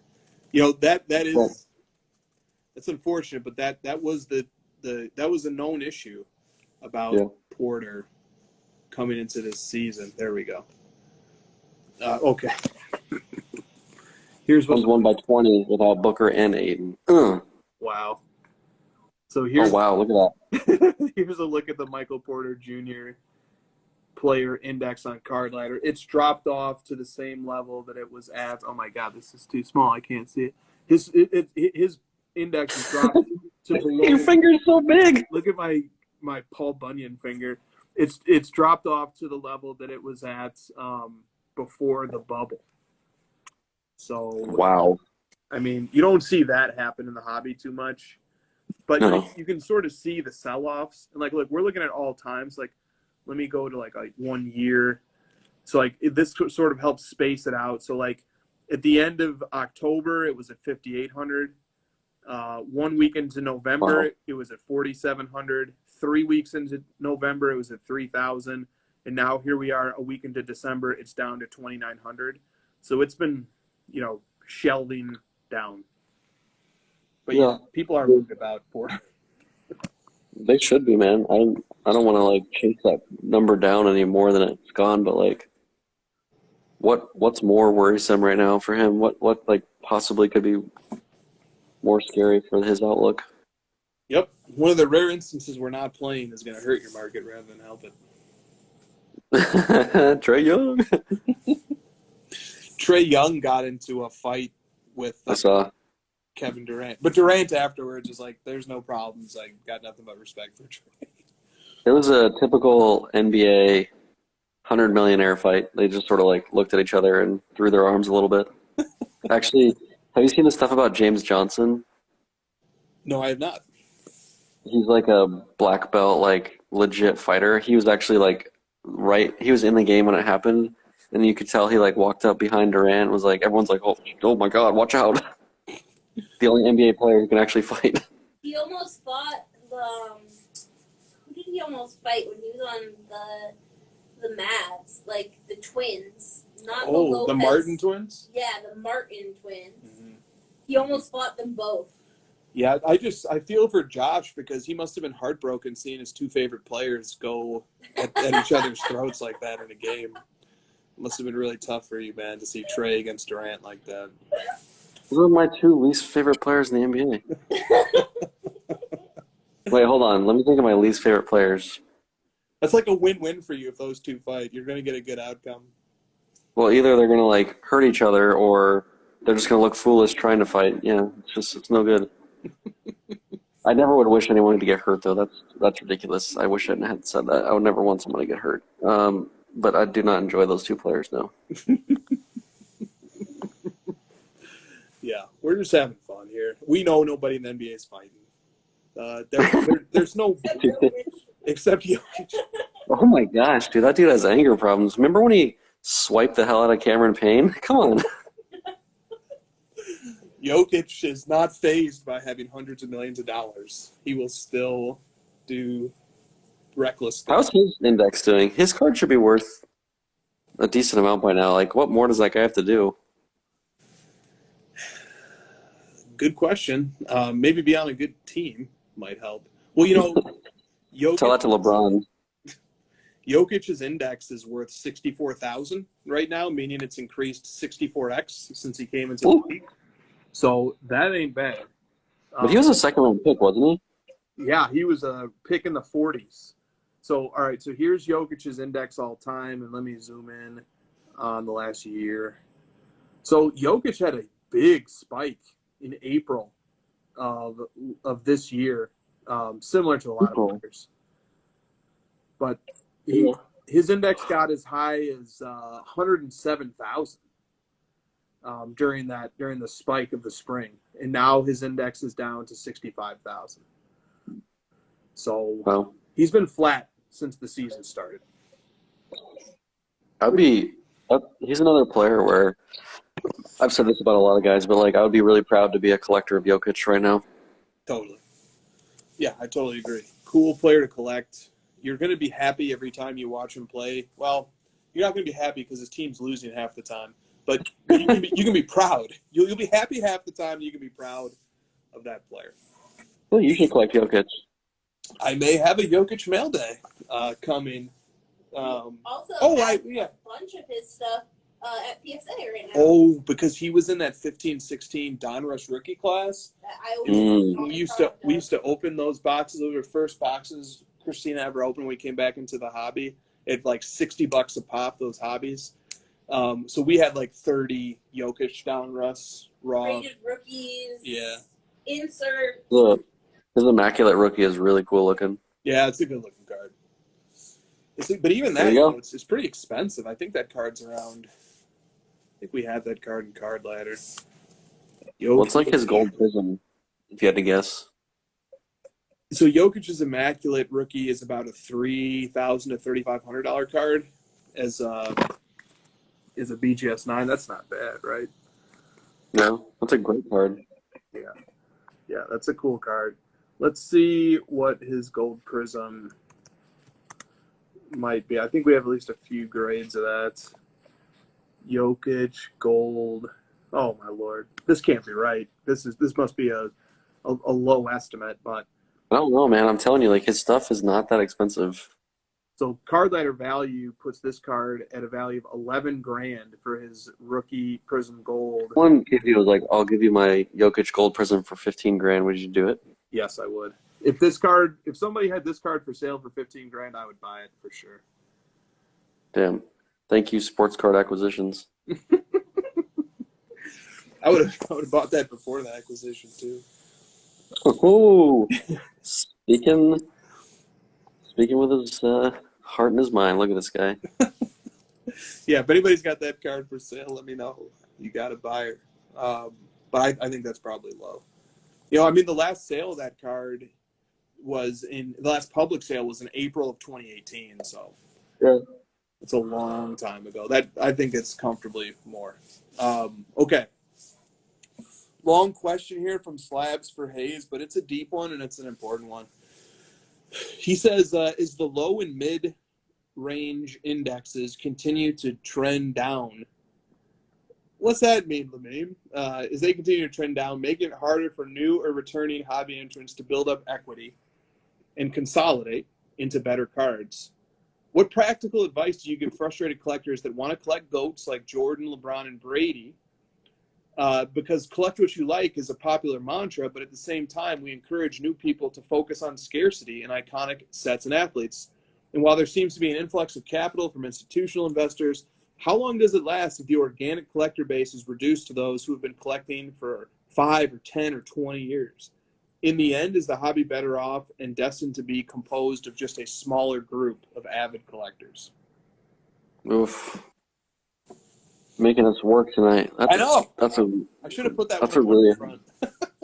That's a really hard question, and it's probably the most important question. Yep. That faces the hobby is like, the frustration of not being able to participate in something you would like to because of prices, and you feel like the only way you can participate is to flip the lower end stuff and work your way up, which is what we've talked about for years, and it's tough. And I just, there's not really a good answer, unfortunately, and I have a lot of sympathy for that person or that persona. But you and I have spent a pretty decent amount of time showcasing cards of really good players that you want to collect that aren't necessarily hyped and overpriced. And we did that with Jordan about a year ago, and we showed like a lot of the mid-tier sort of lower end inserts, like the what's that intense one, like the gold, that one comes to mind. And there's always going to be something, like even when eventually a card finally like gets his due and like gets hyped, that just means the money moves away from something else and something else is going down at the same time. So like if your goal is to sort of, collect what you like, but also you do like the finer things in life and you want the better players, you just got to spend more time on it and try to find that stuff that appeals to you that's not necessarily hyped and overpriced. Kaboom will not be for you because it's just trending up, way too expensive. That's something you avoid. You're going to want to look for something like potentially like a Galactic, something that's, sat at a lower price tier for the last, I would say, like 18 months where it hasn't really moved, and try to find something similar to that, or go back, to the mid-2000s, try to find maybe some shiny cards from the mid-2000s that haven't really gotten any love, and try to find different players.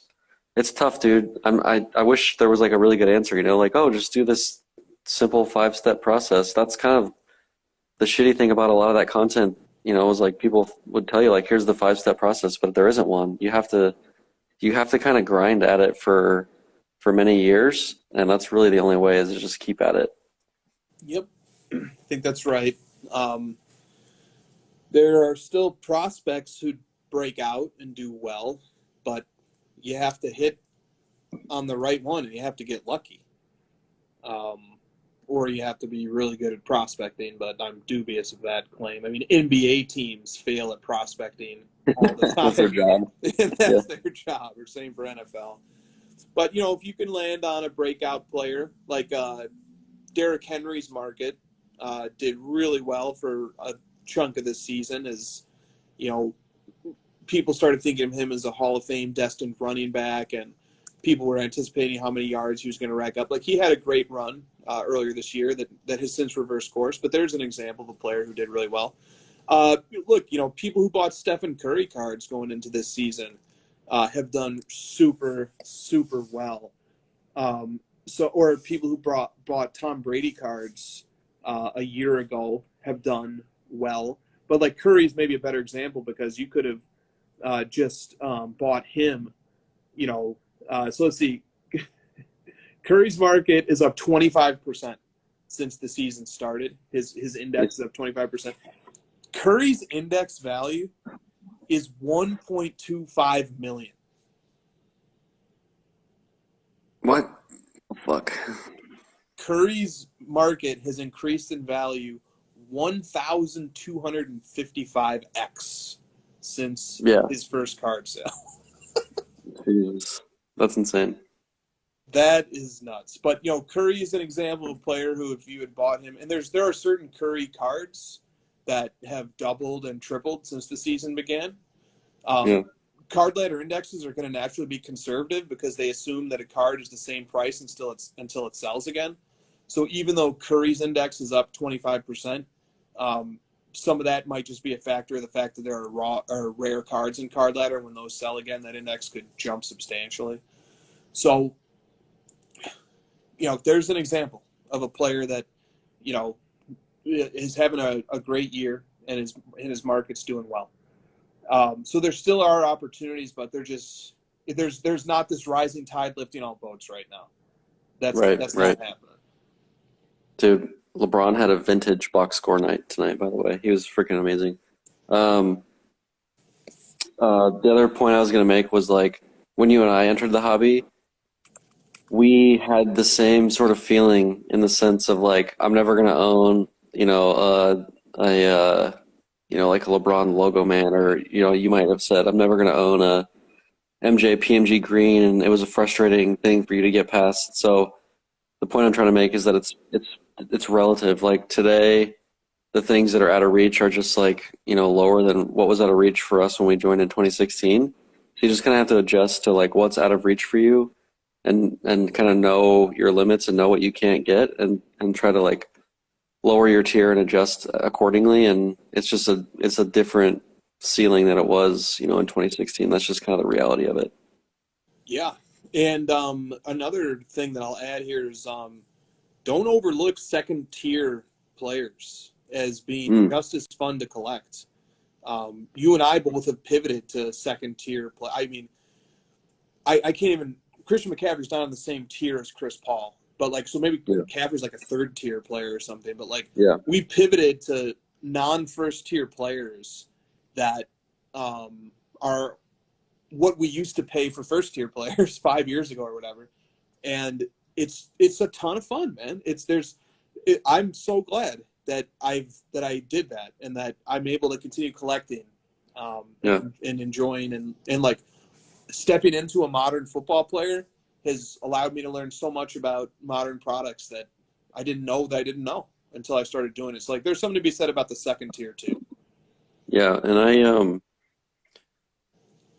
empathize maybe a little bit more than you do with, like, wanting to, like, have fun collecting, but also being very mindful of, like, I would like this to perform well financially. Obviously, you don't want your stuff to tank. You're not a freaking, weirdo, but I'm very empathetic of that mindset. So I get it, and that's kind of why earlier tonight I was saying, like, you can definitely buy the second tier player. You can buy the Pokemon, you can buy the Magic, you can buy the tennis cards, or you can get a little bit more out there. Just in the current state, like, that stuff isn't going to triple and quadruple like it used to. So you got to adjust and think. And to me, the 2022 mindset has to be, what is something that I enjoy, that I feel like is going to perform fairly well over time, but I may not see that return, in the next month. I might have to think about what's something I can buy that I feel good about 5 years from now. I think that's going to be the theme of 2022. Yeah, I think that's a terrific point. Since I have my card ladder pulled up, this is what I enjoy now. I enjoy looking at this as much as my Jordan PC. This is my McCaffrey PC. Freaking crazy. You have so many one-on-ones. God, you're like neck deep in this. Dude, and I've had so much fun doing this, and I don't stress so much about putting a huge outlay. How much have you spent in total? How much have you spent in total? What's your investment on this? Can you show it? Hold on. 52 grand. I mean, it's not chump change. That ain't no chump change, but, like, that's like one Jordan card, And the current value is 38. So also, like, so if you want to, like, plot it, the blue line is what I've spent, and the green line is what it's worth. So at a few points, at a very few points, it was worth more than I spent. But right now, there's been a huge divergence. But right now, I'm most aggressively buying Christian McCaffrey cards, because right now is when they're going to be on sale. And no matter what happens with McCaffrey, just kind of me knowing how that market works, the McCaffrey index will be well, let me not make absolute statements. I think there's a good likelihood that the McCaffrey index, as long as there's not any weird off-season setbacks, will be worth twice what it's worth right now, just by virtue of the seasonality of football collecting when we're about a month out from the season. So in August of 2022, that McCaffrey market, the green line will be above the blue line again for a small period of time. But McCaffrey still has to make his mark, and he has to go back to where he was before in order for this market to be long-term sustainable. So that's to Josh's point too. Like, I am hoping that long-term McCaffrey pans out and turns out and resumes back at the level of play that he was at. I'm hoping for that, and I need that to happen for that market to become worth more than I paid. So, and that's a good, speaking of which, that's a good story too, is that, as Charlie Munger says, trumpet your failures. Be graceful about your successes.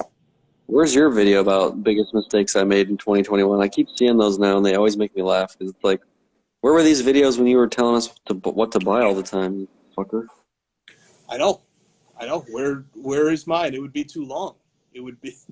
I've been very lucky in the hobby to have collected players who did well, and it wasn't through any genius. It was because I stumbled into the player that I was nostalgic for when I first came back to the hobby, and then we just collected the best prospect of 2018-19, and that happened to work out too.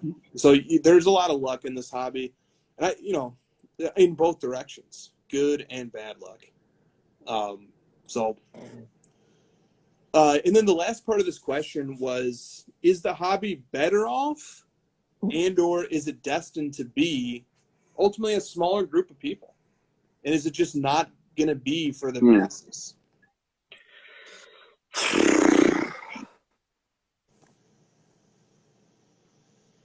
I think there's room for the masses. I think we have enough supply and enough, things to keep a mass amount of people interested in it. I think there's plenty to go around.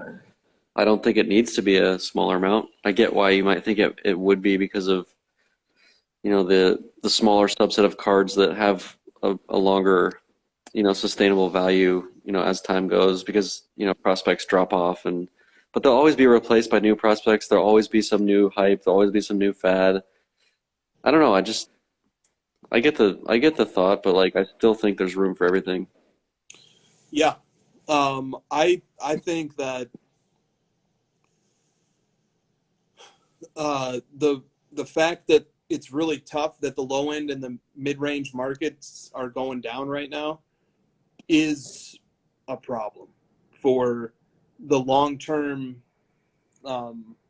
prospects of people who are trying to ladder up or climb the ladder. The fact that that tier of cards is going down is difficult to deal with. So that's just there. And there are going to be some people who bail out because that tier of cards isn't really helping them out. It's in the opposite direction. So,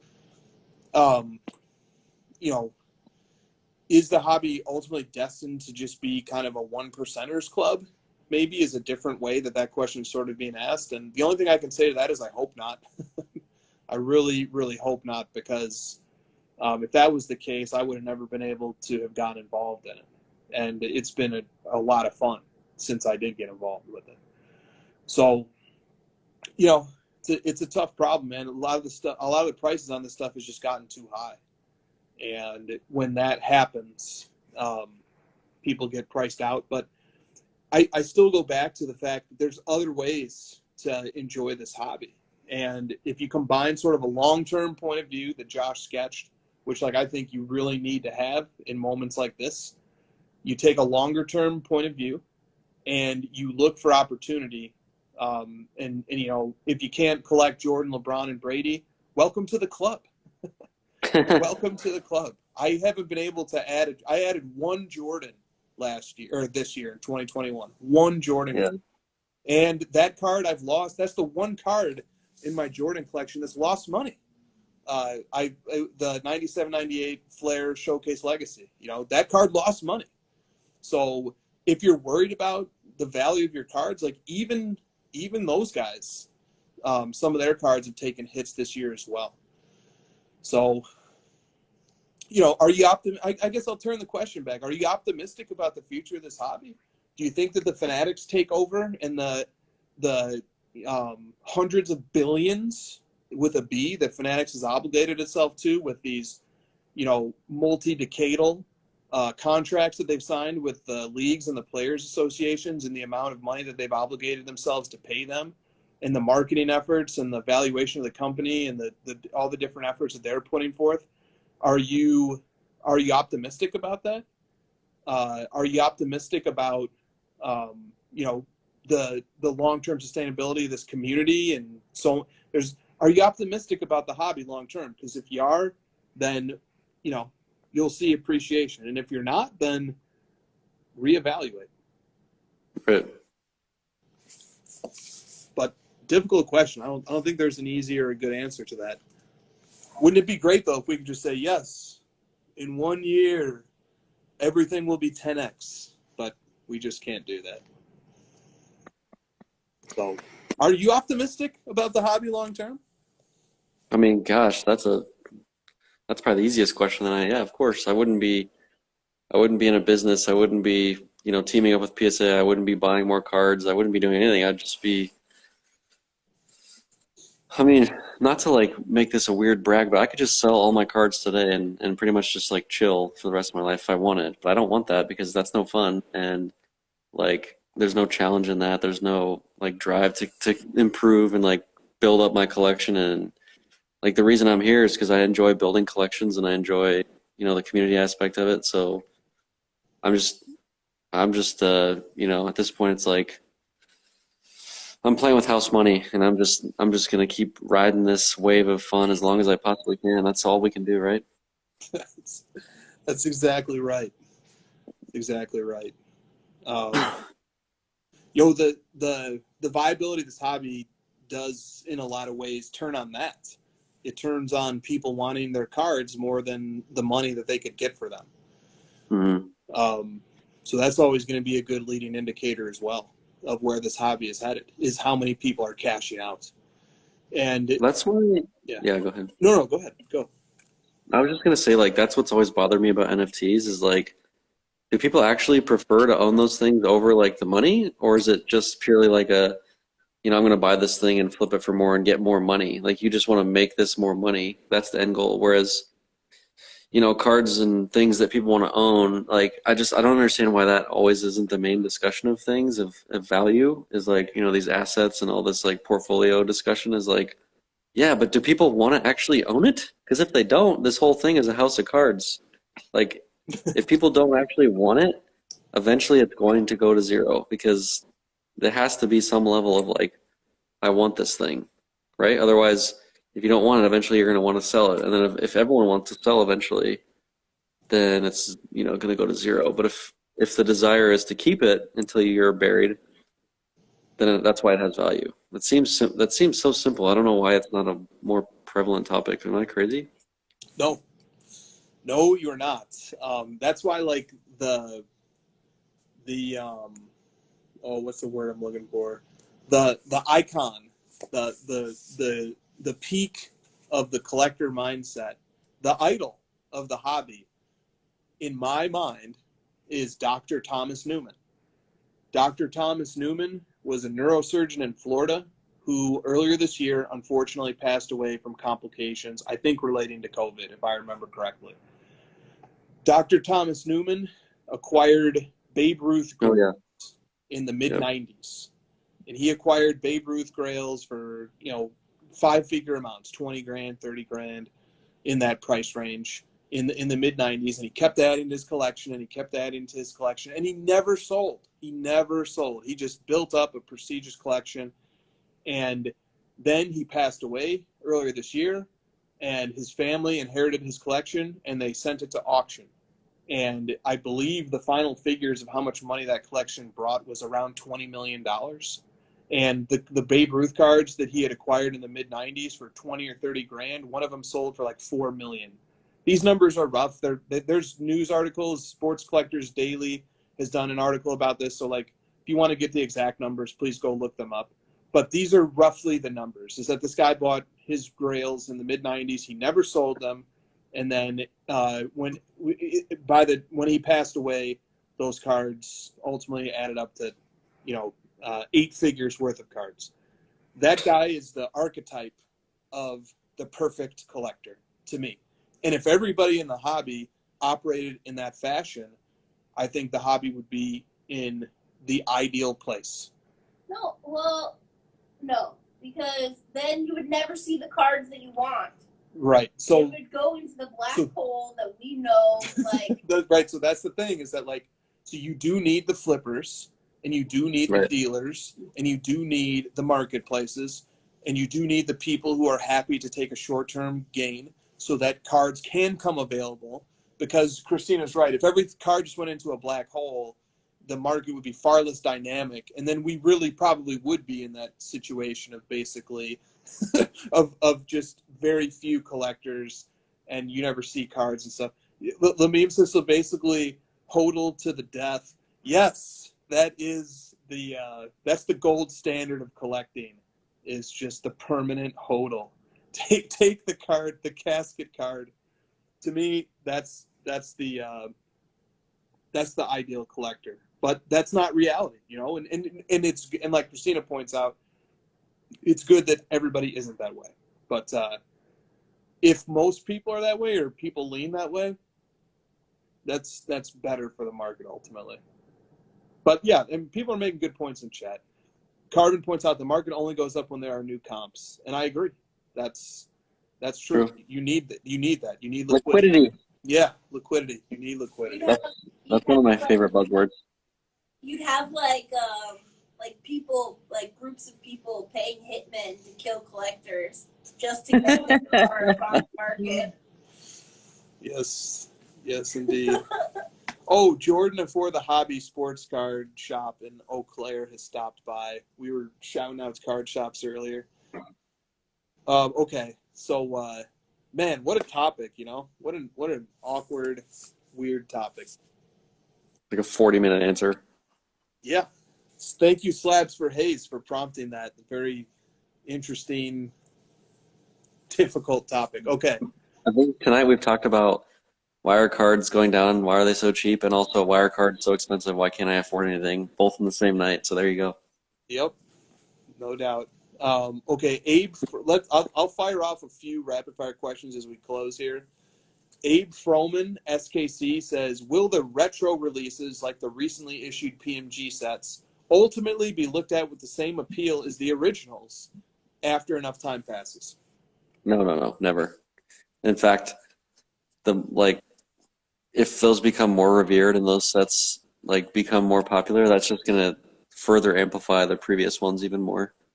Yep, and I hope people sometimes get a little bit not pleased when something not positive is said about a card that they collect, but I'm just going to do it anyway. I don't think that the retro PMGs are made with the same level of technological sophistication or look as good as the ones from the 90s. And I think that matters too. All right.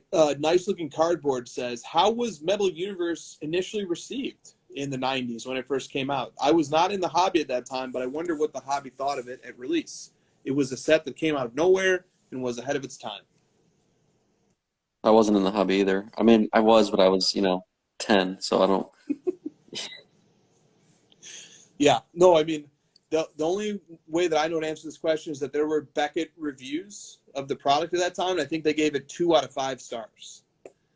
So it was not like a hit right out of the gate.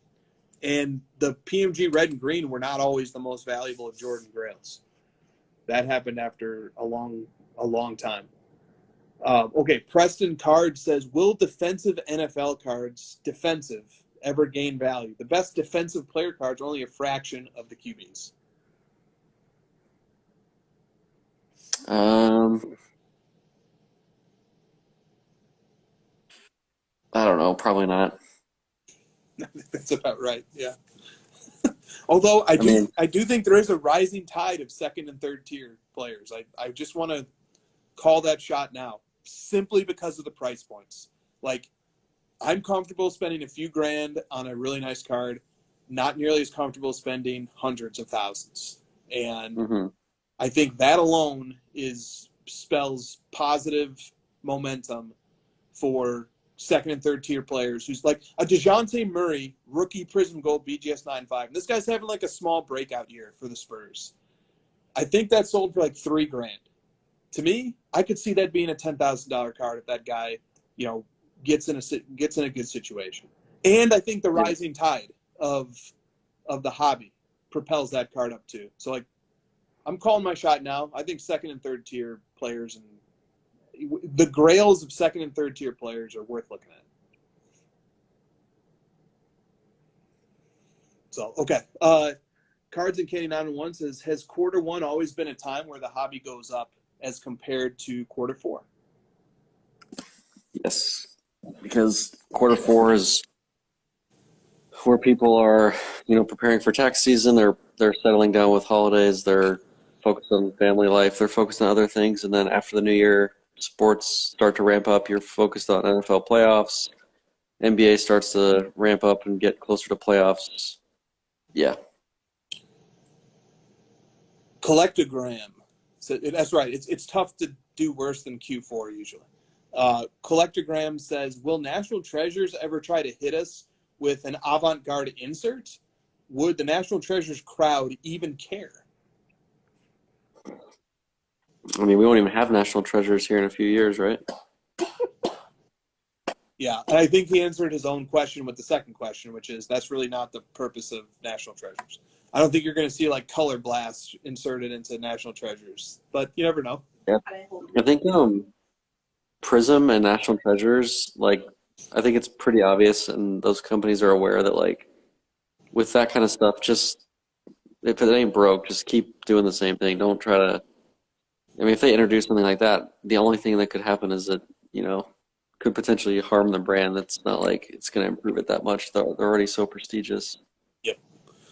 Yep. And usually the case hit insert is used to lift up a product. NT and Prism don't need to be lifted up. I will say that soccer, Prism, Kaboom and Color Blast were in Prism Soccer. Color Blast Soccer look really nice. Yeah. Okay. Kabooms, we all know how I feel about those. No, we don't. How do you know? Just joking. All right. I need to make a Kaboom index just for fun. Yes, I think that's an amazing idea. We have over 1,000 Kaboom cards. It would be like the only index. It would be the peak of all indexes. It would be our most accurate one. We should make an index of someone's picks and watch how it returns. I don't know. I think somebody did that recently and got a little bit of blowback. Okay, KB, KGB. And by the way, there's nothing wrong with picking wrong. And there's nothing wrong with thinking some card is going to be popular and then it's not popular, or something whatever. There's buying a card and the card's value goes down. It's fine. If your ego and your self-worth are measured by the value of your cards, how much they appreciate, that's the problem. The problem is not, oh, I bought a card and guess what? It was a bad investment. Boo-hoo, own it. Just own it and move on.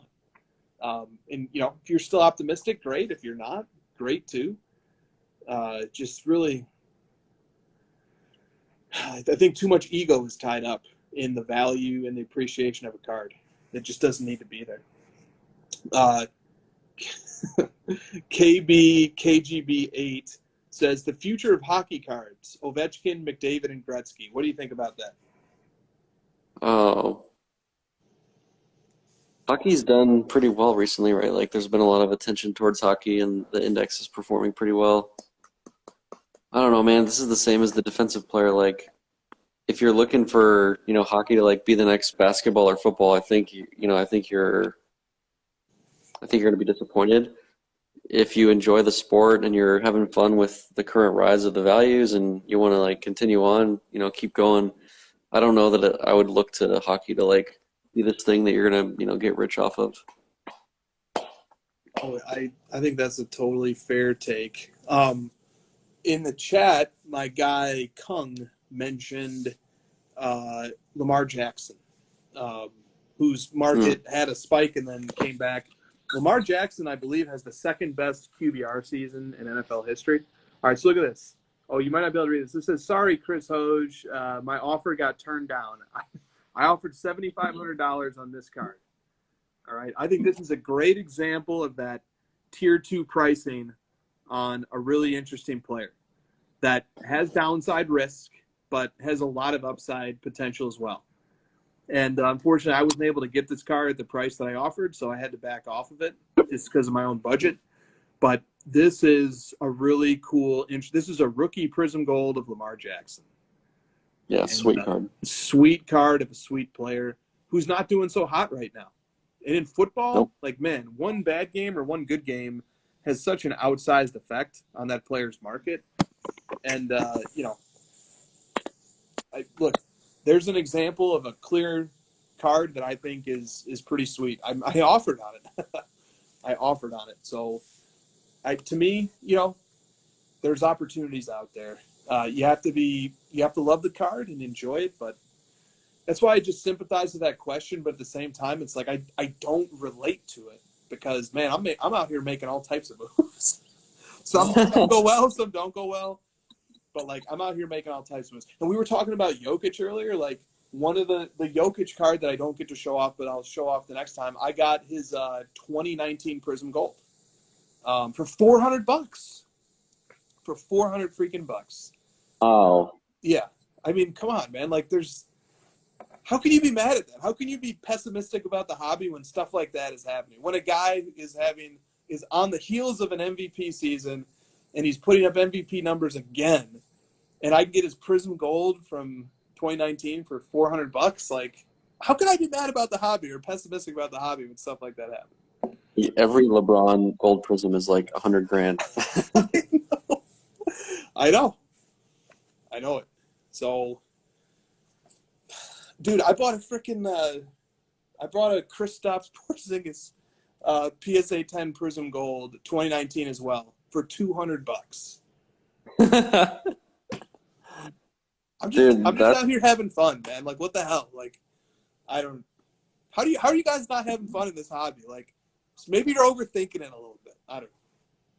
That's why the reason I did the Chris Paul thing is that I feel like his like, the way people think of him today and long term is pretty much set. Like, he's not gonna change too many minds unless he like wins a championship and is the finals MVP, which I'm not expecting, but that would be nice. But I feel like, in 10 years, 15 years, like, people will just become more fond of him over time and realize. So that's why it's like I feel confident I'm just gonna buy stuff. And then now that I've gotten past that leap of like I want to buy Chris Paul stuff, well, shit, I might as well buy all the most fun-looking, awesome cards and my favorite sets that I could never get LeBron up because it's too expensive, and just I'll show you how it's done kind of thing, right? Like you're saying with Jokic, it's like, dude, if I can get I know a lot about this hobby. I know gold prisms are good. I know what LeBron's gold prisms are worth and Curry's. Why the fuck is Jokic $400? I'm buying this thing. You know what I mean? Dude, I was not looking for this card. It just showed up on my Instagram. Great content creator. I even watched the breaks. Was like, I'm selling this card, $400. I was like, whoa, I need to DM this guy. Like, dude, sold. Please take this card down. And like when he didn't reply to my Instagram, I went over to Twitter and I started messaging him there. And I was like, dude, please give me this card. I need this card. And dude, the opportunities are out there, man. And I agree with that too. Like with Chris Paul, it's a really sweet ability to be able to like know that long term this guy's legacy is set, and that you still get to enjoy watching him on the NBA team with the best record. It's really a good one. It's and there's other players out there like that too, that you can enjoy on that level. So, we name them all the time in the show. We name these players all the time. All the time. It's like people don't. I don't know.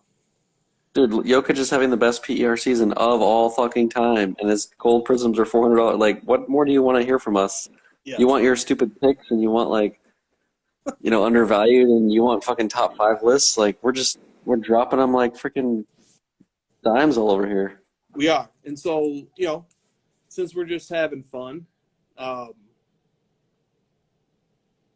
me see. Okay, here's the card that I'm bidding on right now. Since I got, see, once you get into the spirit of it, all of a sudden a little momentum builds up. What are you doing? Just relax, you. You're currently bidding on it, and now you're telling others to go bid on it.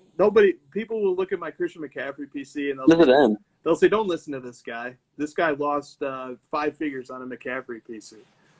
So this is at $500. Overpaying. It ends tomorrow night. Okay, yeah, this card is overpriced. This is his 2020 Prism Gold. These are tough to grade. Okay, so I'm looking at that. And then I'm on the Card Ladder shop feature. And making good use of this feature as well. And I put in Jokic Prism Gold. And then there's one for sale on PWCC right now. His 2017 Prism Gold BGS 9.5 currently at $26. Woo! Okay, $26. So you're gonna be oh my God, I can already tell where this is going because I know your personality and you and how you work. You're gonna have a Jokic Gold Prism PC in like, a month. You're gonna have like the best one or some shit. Yep, the momentum started building up. And you know what? Too late. You're fucked. And so people like in the chat are like, Christina's like, oh, it serves him right. Okay, guess what then? Look, we got some vibes from a collector who was downtrodden. And there's some vibes in the hobby of like, oh, I don't know. Hey, this is a pretty sweet opportunity in my opinion. And I don't mind sharing it with you guys. Okay? And besides, you're not going to outbid me anyway. So, good luck. Do you want me to give I don't want to ruin my mail day next week either, but you already did. So I bought like a 1996 Japanese PSA 10 Charizard where it's just all Japanese. It's like, that's where I'm at. I'm looking at Charizard Japanese cards that were released before, the English ones. That's where we are in this world. You got to get a little creative. You got to get a little risky and start buying weird stuff. That's exactly right, dude. And isn't it fun? Isn't it just another layer of fun to the hobby when you get a new rabbit hole to go down? Well, I just know that I'm going to be right, so that's why I'm doing it also. That's the Gary Vee way, isn't it? Like, I love being right, so just, all right, you're going to laugh at me for buying Chris Paul or, LeBron's too expensive or whatever. Fine, I'll just buy Charizard. That'll work. Oh, that's great. That's good content, I believe, right there. I mean, I paid $700 for a fucking 4th year Maxi Kleba. Everybody, oh my God. Name your most obnoxious, ridiculous purchase. Christina, go. Look, and what, Christina? Isn't that your most liked Instagram post you ever made? Yeah. And wasn't that a lot of fun? It was. Right? Okay. It was really stressful, and it was like months of like debating of if I should pay for it.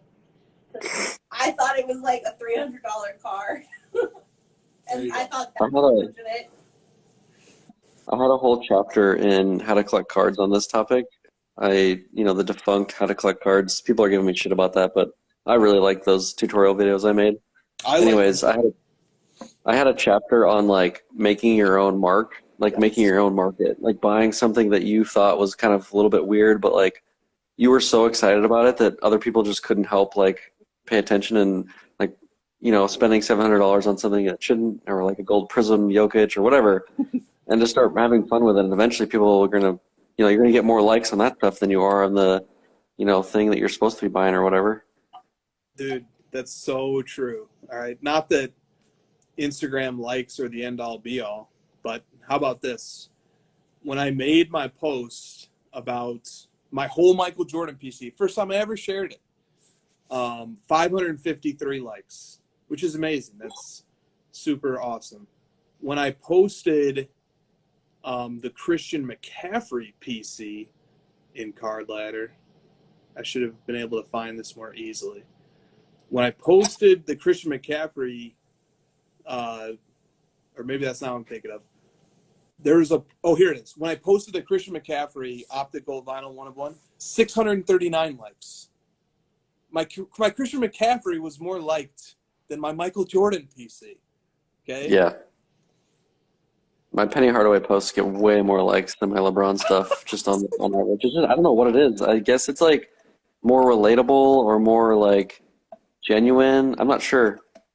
That's why like we talked about this week, you and I in our DMs, was like people want this very cookie cutter answer that they've learned in marketing and other areas to be applied to cards, and it's just not going to work. It's just not. Like the things that people are interested in this hobby are much different than what you gain from your marketing background and other things. Like this is a perfect example of that. People are more interested in the genuineness of how you build something and the time you put into it and your nostalgia towards this player than literally, the best player of the last 20 years. Great, LeBron, seen it. What else you got? Oh, Penny Hardaway, I remember him. Let me like that one. Yeah, nice LeBron Chrome Gold, right. But what about that? What about that Penny for your precious gems? Right, dude. I got to tell you, it's exactly right. It's like, what the fuck? Do you think it's like I'm dropping bombs? It's also like an ego thing. Like people are like, "Fuck you," and you're like high-end shit. Yeah, there's something. There's definitely some of that. Like, yeah, fuck you. Like, I get it. You got a bunch of money. Blah blah blah. Like, show me your binder cards that I can relate to. Yep. Good. There is a good lesson in that. Life lesson in that. I saw a very funny meme that like it was like what people think when they post all their successes. Like they think it's everybody like clapping for them. It's like no, it's not.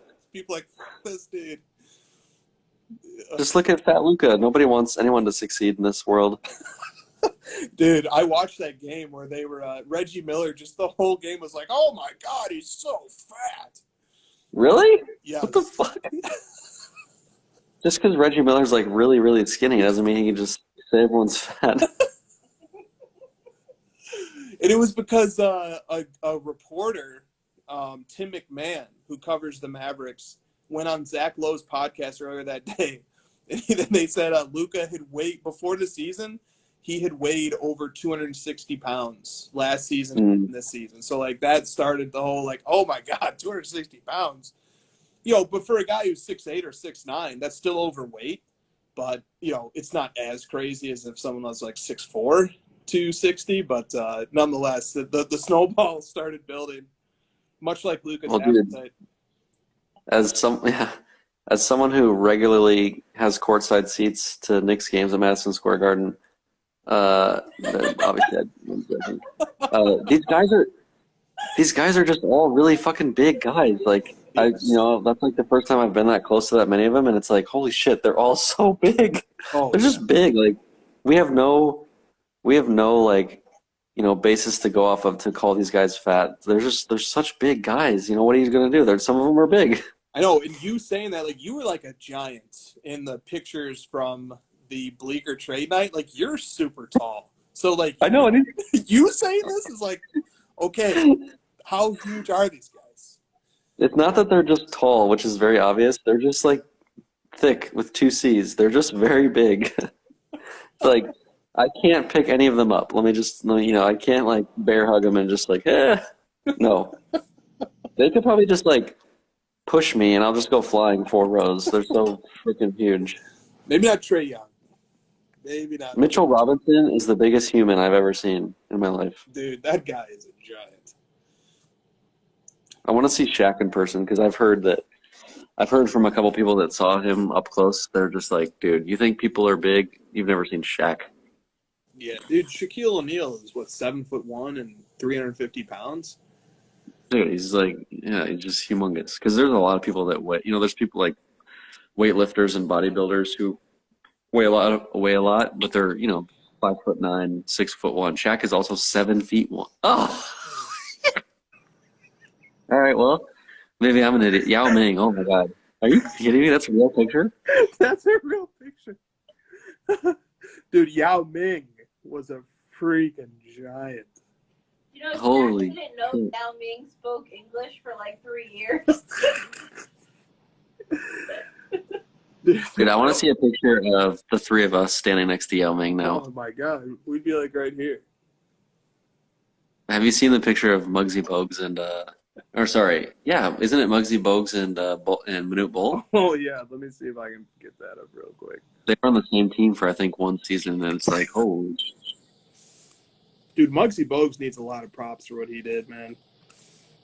But playing in the NBA as long as he did? At his size, he was 5'3". Remember Earl Boykin? Earl Boykin was always a really good player.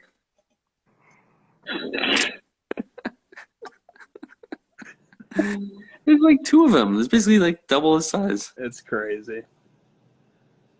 It's just remember Earl Boykin? Yeah, I remember Earl Boykin.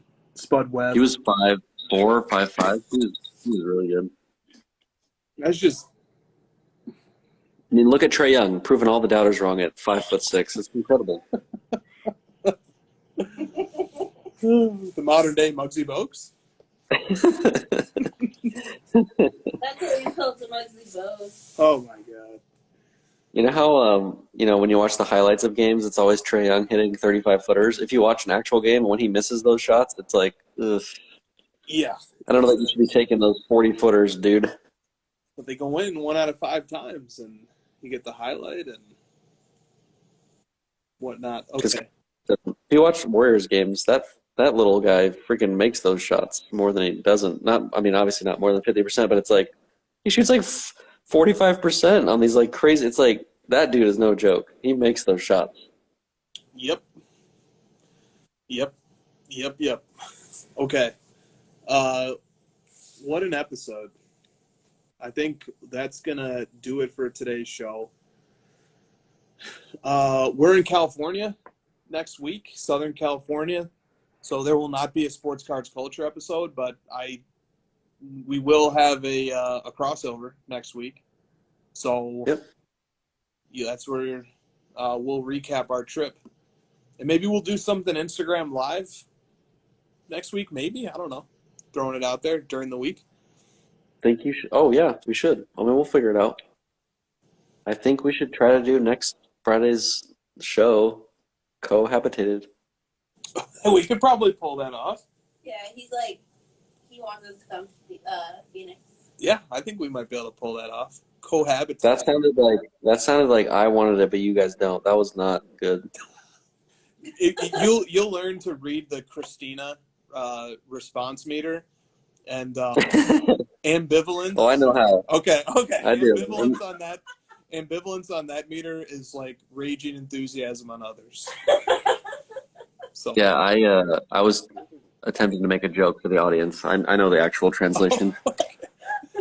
I didn't properly read the meter. Okay. She said probably something like meh or something. Like, geez, calm down. I know you're excited. It's a ringing endorsement from Christina. I'm only kidding if I get to play with Sammy and Eddie. That's the bribe. Yeah, that's a given. Don't worry about that. Okay. All right, guys. See everybody next week.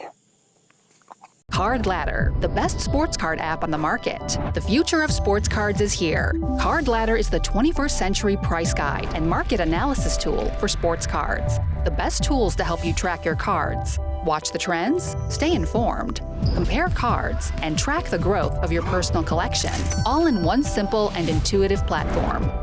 Join the innovators, not the imitators. The future is here. The future is now. Card Ladder.